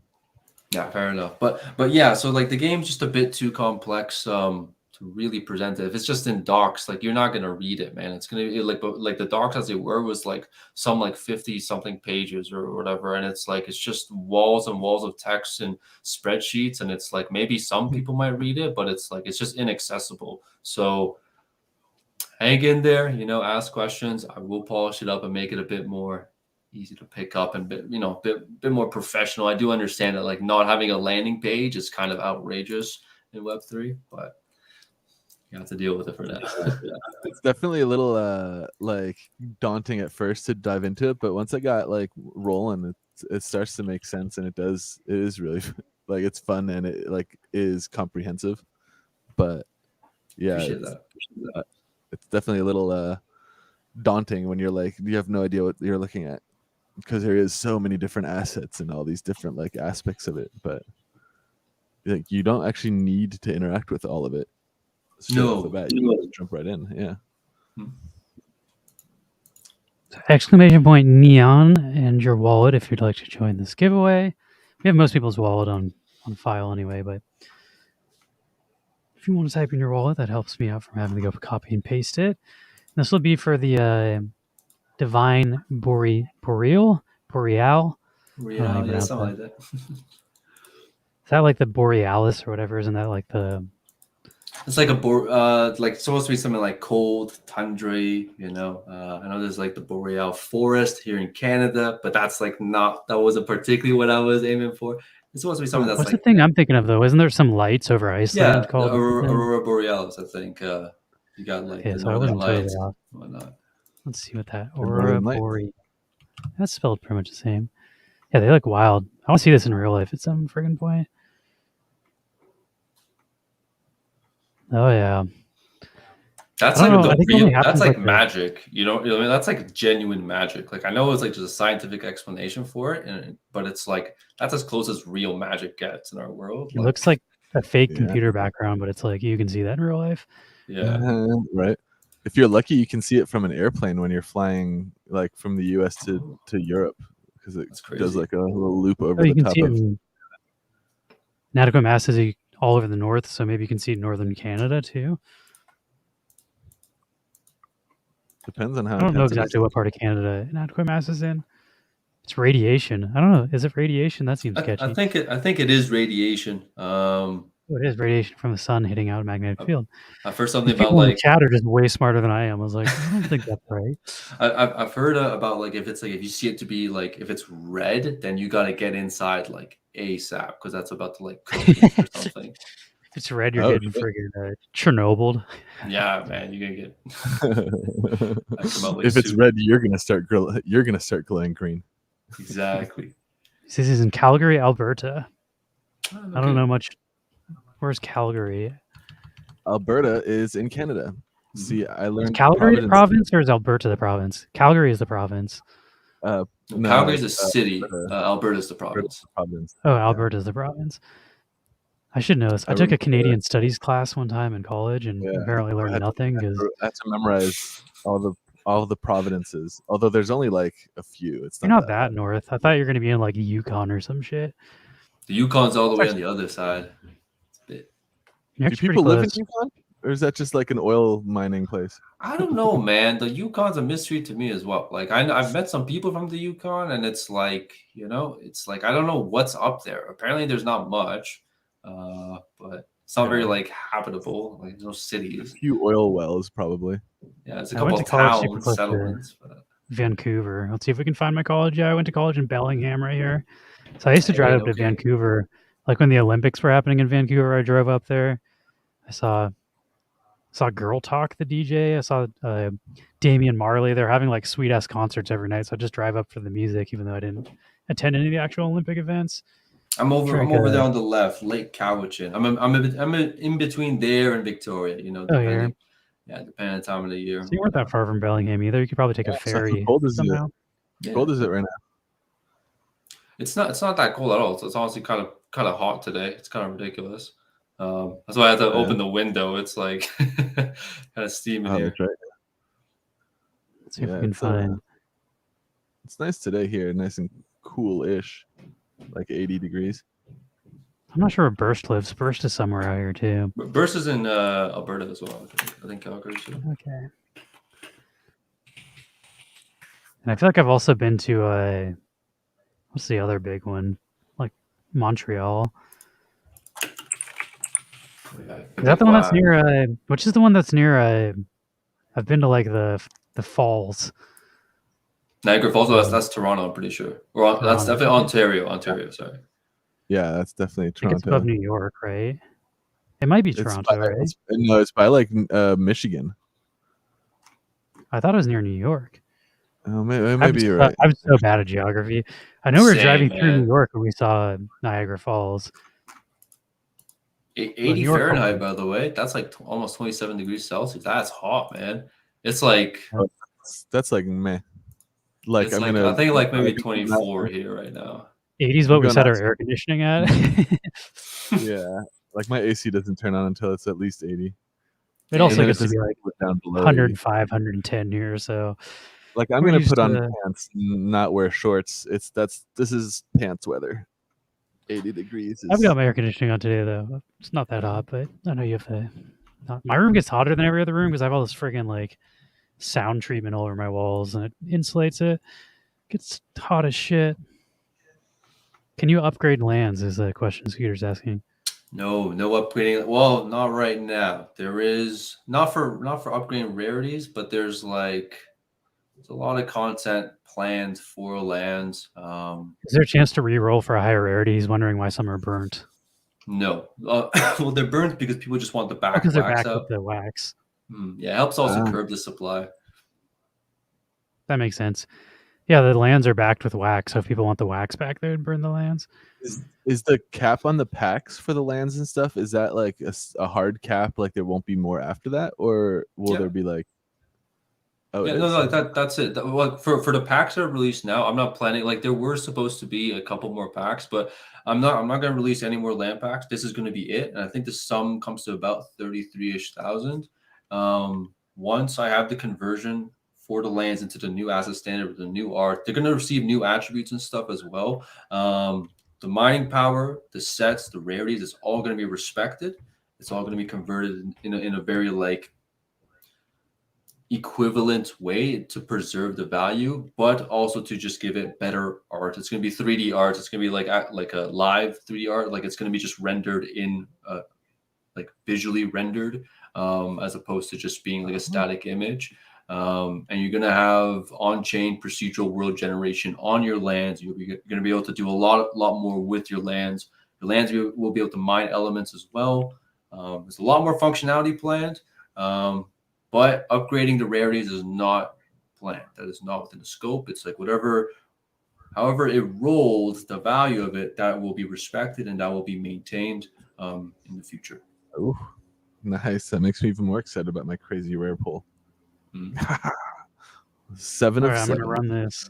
This is for the Divine Boreal pack.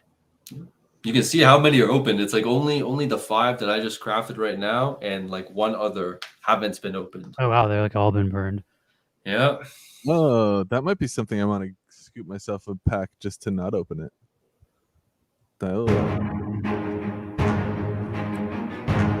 Which grub is going to grub into a land? Not those grubs. Rest in peace, Hala, Random King, Prime Rogan, Monos birthday. Man. Cone Dog, down for the count. I wonder, Cone Dog, are you still playing? I think you're playing NFL Rivals. There's a bunch of events. Thursday Night Football is about to happen, so there's some. NFL Rivals has been doing these game time events where you only have like 6 to 8 hours during the day of the game to play them. We can do that after the stream. Also got Monos birthday, you got destroyed first fucking blade. Pigwig's down, rest in peace. OG Lax developer. Could not cut it. Scooter, no. No extra land for you.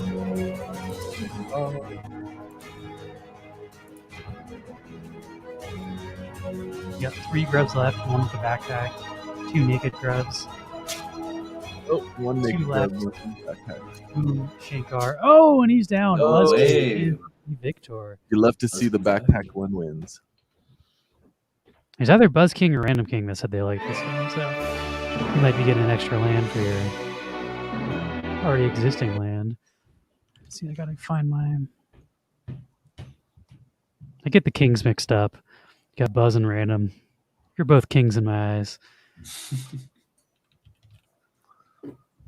What do you think about this, Marcy? Buzz King. Marcy, she came to hang out. She wants to be pet.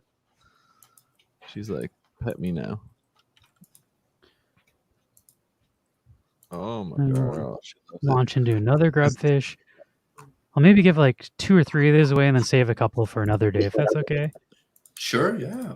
Yeah, of course. That way we can show it off again. Maybe Max will show his upgrades once he upgrades stuff and then we can give stuff away. Progress. My next run I should be doing a little better since I got more equipment and equals more energy. You got a little bit of magic find and whatnot as well in your gear. It looks pretty nice. The gloves especially. exclamation point neon in your wallet if you would like to enter this giveaway. I'm gonna get my face back on here for a second. No longer Ghost Lewis. Says Marcy's doing been okay in the around. Eagles event as I have a running. Sanders is my running back. I also have Miles Sanders, so that will probably be okay for me. Scooter got 4 lands. He's going hard on the lands. Oh, No, you can do as many runs as you want in a day, Scooter. You just have until you run out of CPU. But there's no limit. Then you can just rent more CPU for like. Your goal is barely- just to get to level 2 because you don't get anything until you reach level 2. So you want to reach level 2, and then when you exit, you'll get everything you get. But if you don't get to level 2, then you lose everything you got from the event. So you want to try to. It says it won't return for me.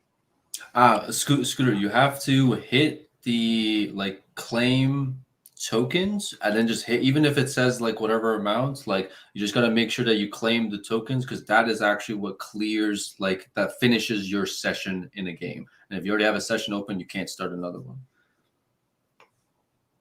Okay, Mike 120 in the chat. Are you you're the capybara? Is that the name of it? Is that your collection? I feel like I just. Oh, I got one of a couple of those capybaras. No, those are No, you get the rewards in Adequate Masters. You're talking about you only get the rewards for one, maybe. No, you get the rewards as long as you hit the area level 2 or higher. You will always get the rewards. You can play it as much as you want. There's no limit to it.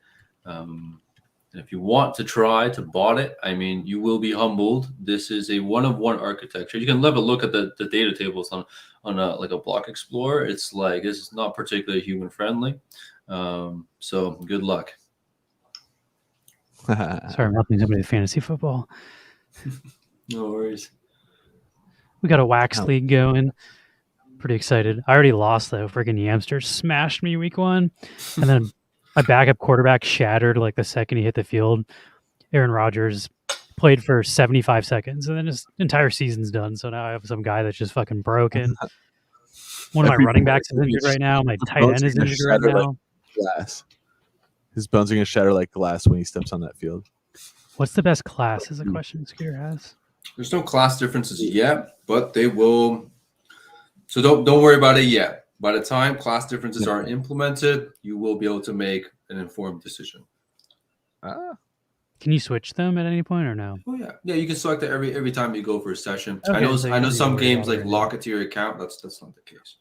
And also, I don't know if you have a Ludi, Scooter. The Ludis have function within the game, so if anybody has a Ludi in their wallet, they can use it as like a mercenary. If you have multiple Ludis, does that help at all, or one? Yeah, well, you can just choose whichever one, because they roll generatively for the game. It just rolls its own set of attributes stored inside the game contract. So you might get a high roll on one Ludi and a low roll on another Ludi. You might get different classes. That's about it. I think just the PFPs. I don't think it's anything from their collection. Yeah, it's just the Ludi PFP. Yeah. So there's 555 of those, I think. Those are great. I think I have 2 of those. I have to check how they are. Let's see. I might have to break away here so I can take Marcy out, and I got to call my sister for her birthday, and then I have to head to. Which sister is it? Older sister. Both my sisters have a birthday this month. The younger one is on the 8th, and the older one is on the 14th. So. Get all your birthdays done in 1 month. Yeah, got like a week you have to remember, and then you're good. Yeah, we're about to wrap up anyway, so thanks for playing with us, Max. We're gonna do this last thanks for teaching me how to play this game. It was super fun. My pleasure. Thank you guys so much for having me here. I mean, it's a great time. And let us know whenever there's updates and stuff. We're happy to have you back on the show. Stuff.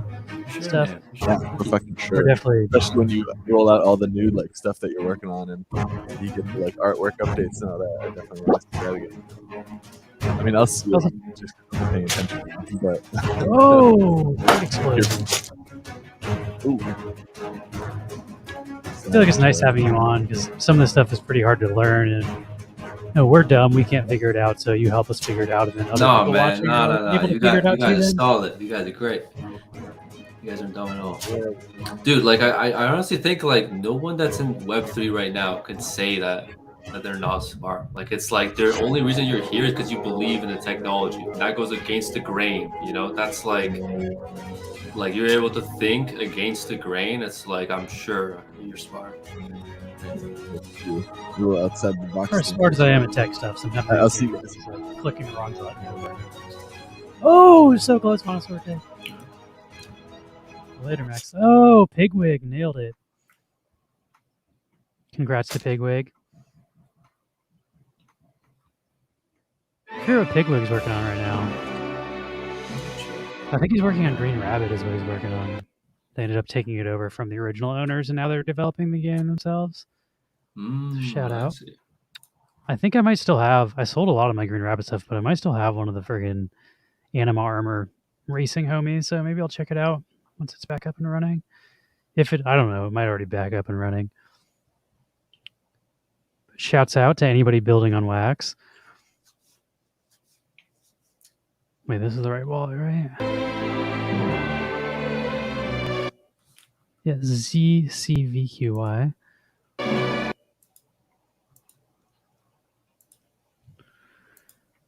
All right, we'll do one more giveaway, and then we'll call it a stream. Alrighty. We'll give the rest of these lands away on another day, maybe tomorrow, or maybe we'll wait until Max can like do some crafting, like once he gets enough of the elements to be able to. Yeah, for sure. I mean, it's up to you guys. You know, at your discretion. I think I am gonna head out here though. That's all right with you. Word. Thanks for joining us. Yeah, you've been here for 3 hours. That's longer than anybody should be expected to sit through our nonsense. But thank you so much for teaching us and sending us stuff to give away. Hope you have a great rest of your day, and until next time. All right. Peace. I used to eat live crickets when I worked at the zoo in front of children. What is the context of that? I stopped looking at the chat for 1 second. You guys are talking about eating millipedes and stuff. What is going on here?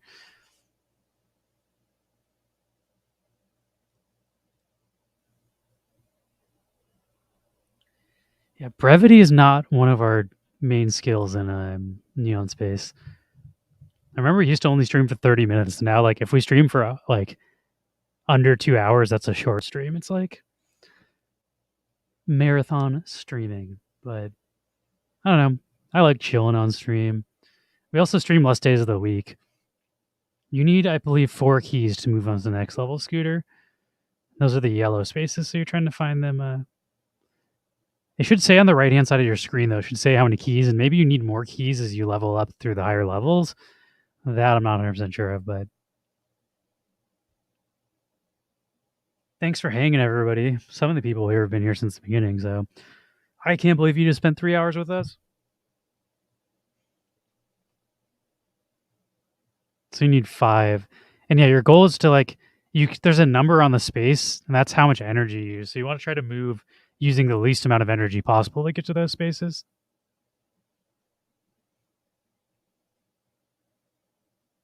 I tried to load up the website before he came on the stream, and I was like, I'm going to wait until he gets on the stream. This is, there's way too many buttons going on here. I have no idea how to play. It seems like it's actually not that crazy. Like, if you just want to play free to play, you can actually get through it pretty easily without needing the NFTs. You mostly need the black hole stuff. Like, you can pretty much do everything, minus you need the black hole to craft and like to buy packs and stuff. So you can, I believe, get the research for free though. So you could grind out the research and then trade it, swap it on Taco Swap. So I guess there is kind of a route if you really want to grind, but getting the black hole if you're trying to actually like upgrade and stuff seems like the move. And you can also get that from the Taco liquidity pool. You can provide liquidity and earn black hole that way, or you can get a land and the lands passively generate the black hole. I will say I'm not usually thrilled about clickers, but it's so much more in depth than most of the clickers on Wax that I'm like, yeah, I don't mind this game. This is kind of cool. It's almost like a puzzle too, because you're trying to like figure out the best route. We got into crickets because I was talking about the grubs. Oh, okay. That's also like the goal of one of the original goals of our stream was like, okay, when we have people on, we want to start from scratch. We don't like, there's something about not learning how to play before you explain it. Because if we spent like an hour figuring it out and we're just clicking through everything without explaining it, like you'll run into the roadblocks that we don't run into. So we want to like break it and not know how to play. So then we can like have the creator of the game explain it to us like we're children, because that's sometimes how we are when we're playing games. And that way anybody watching is going to run through the same stuff. So we can kind of like figure it out from scratch. And that's always kind of been a goal of like the Neon Space stuff. Sometimes we do a little bit of prep for the interviews, but that time I did no prep. Figured it's just better to jump in. I'm also like running on fumes today. I've had a really weird sleep schedule lately. I've been waking up been going to sleep at like 6 a.m. and waking up at like, I don't know, like 1 or 2 p.m. But today, for whatever reason, I fell asleep at like 1 in the morning and then woke up at like 6 in the morning. So I got like 5 hours of sleep. Did not sleep well. And also like flipped my sleep cycle by like a full 6 hours. Feeling all cracked out by now. I'm not used to being awake this long, this early. But I need to fix my sleep cycle. I have a potential gig next week. And I can't be like, if I have to get to my gig at 9 a.m., I can't be going to sleep at 6 a.m. So I'm going to try to start waking up at a normal hour until my gig. I'm supposed to be doing sound for a round table of like, I don't know if you've seen like, there's like the actors round table. It's on like YouTube where like they'll have just a bunch of famous actors and they'll like have a panel leader and they'll have some questions like, oh, like what do you do to prepare for roles and whatnot. But I'll be doing sound for something like that. And I guess it's with some like Emmy, I don't know if that's the right word, but some award-winning writer who like wrote on a couple like movies that I saw were in theaters recently. So it's somebody who's like actually kind of a big deal in Hollywood. So I'm excited about that. Sometimes I work on projects where like the thing that I'm working on, I'm not actually interested in. And then you have to just listen to some crap that you don't want to listen to because I'm recording the sound over and over and over for hours. It's just like, God, this dialogue sucks. This movie's going to suck. And I have to record sound for it. But when you're actually listening to like very creative, successful people talking about interesting topics, like that's a win for me as a sound person. So should be a fun gig. And it's supposed to be like 4 days in a row, which is also a win for me. A lot of times I only work 1 to 2 days at a time. They're like, come on Saturday. And then I work for 1 day and then have to find another job. So working 4 days in a row is good. And if this one's successful, they said they're trying to make it an ongoing series. So it could be like somewhat regular work for your boy. And right now Hollywood is on a strike. So it's very hard to get work and I need it. So I'm excited. Excited about the job. 2 a.m. just started a new game. You're going to get addicted. Look out, Winnie. The other thing is interviews means I don't have to boom. Like holding the pole over my head is the worst part about doing sound. And since everybody's just going to be sitting at a table, we can set up a stand and just put a microphone over the table. So going to be easy. I'm excited for that.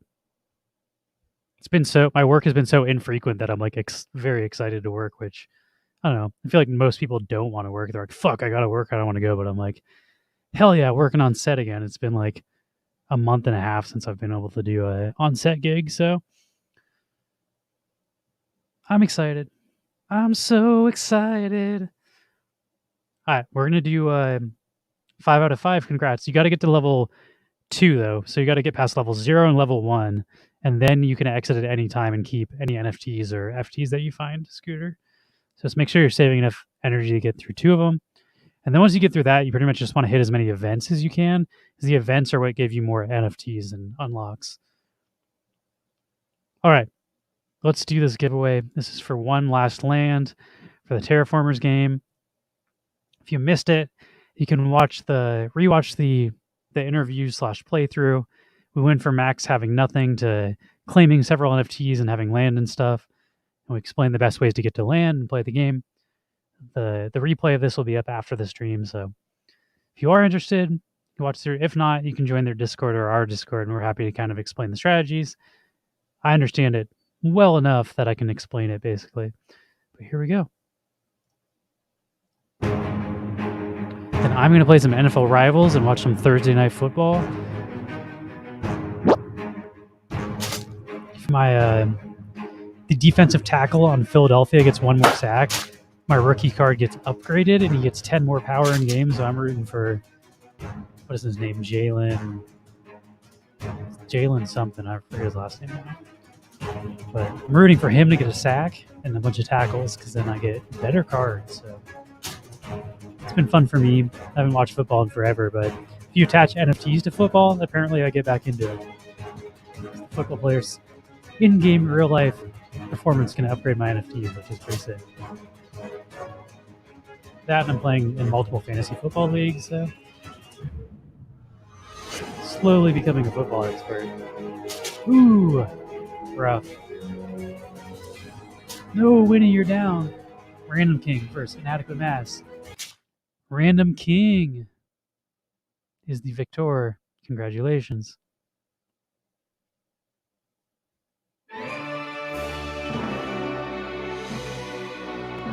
I think Buzz King won the other one, right? I already said I get.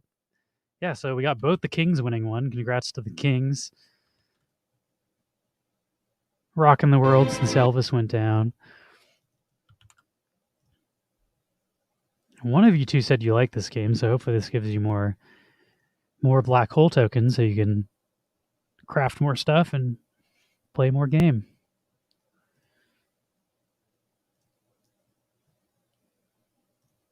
Success. Yeah, thanks for watching, everybody. I think we're going to wrap up with the BitConnect video.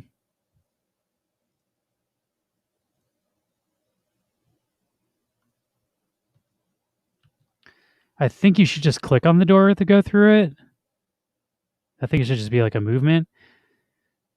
I think one time Max had a problem getting through a door and he had to move like backwards a little bit. So, because your guy can only move in certain, like your guy moves like a horse or whatever in the knight in chess. So if you're not on the right space, you can't get through the door. So you got to move to the right space, if that makes sense. Like you got to move out of the way so the L shape is on the door. I believe that might be your issue, why you can't get out the door.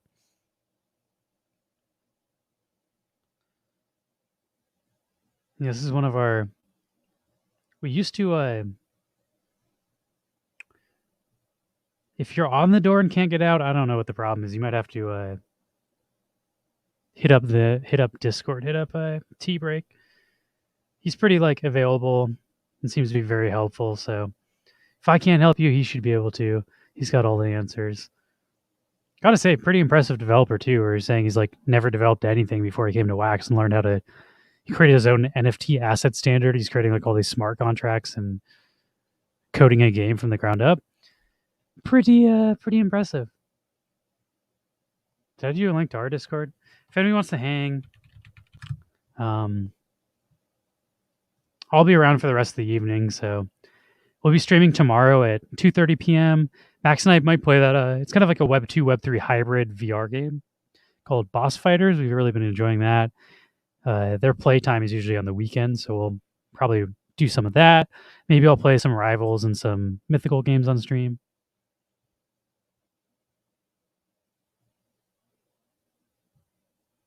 If you need to join their Discord, I don't know if that's what you're asking. There's a link to their Discord in like the power button. I can show you.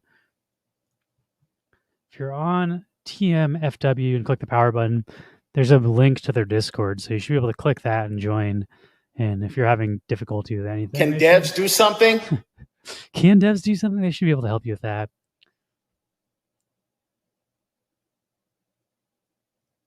But yeah, we'll be streaming tomorrow. We'll play some games. And probably do some more Grubfish giveaways. So if you're into that sort of stuff, consider following. And we announce in our Discord when we go live. So if you're not on Twitch all the time and you want to know, we have a separate channel just for pings. But if not, I put it without an everyone tag in general. If you do want pings when we go live, there's a separate role where you react for the role, and then you then we'll have a channel where it does pings every time we go live. But either your choice. I know some people are in a million Discords and don't want pings all the time, so we try to make that opt-in. You can opt into the pings, but yeah, thanks for watching, everybody. It was fun. Hope you all have a good night, and this is not financial advice. This is a scam token, so please don't buy BitConnect, as fun as this song is, but let's jam out. Let's jam out for a bit, y'all. Hey, everybody, my name is Carlos Matos, and I am coming coming from New York City, New York. Let me tell you guys that I am so excited. I am so happy. I am really so thrilled to be right now sharing this amazing, glorious, super, and exciting moment of my life with all of you guys. And let me tell you that we are really changing the world as we know it. The world is not anymore the way it used to be. No, no, no.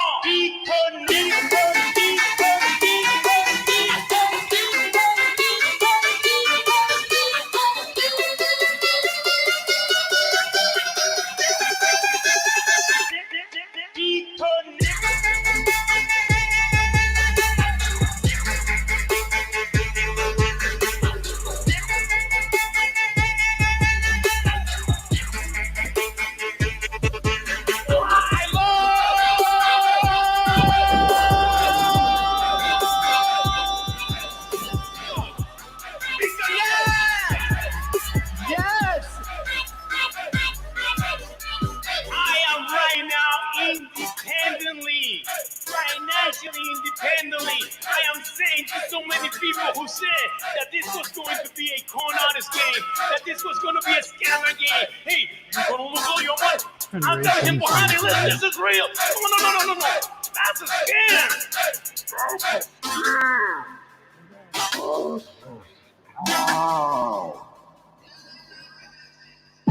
We are coming, and we are coming in waves. We are starting, and we are going to actually go all over the world. My wife still doesn't believe in me. What am I going to do? We are coming in waves. What? Hey, hey.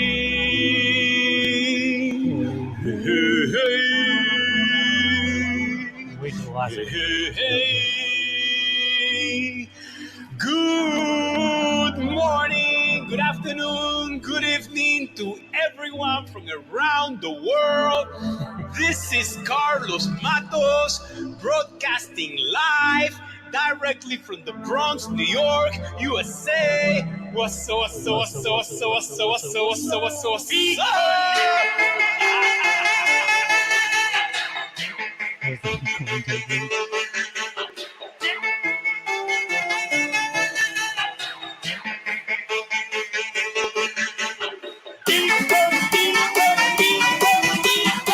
Peace out, everybody. Time ran out. Have a good night.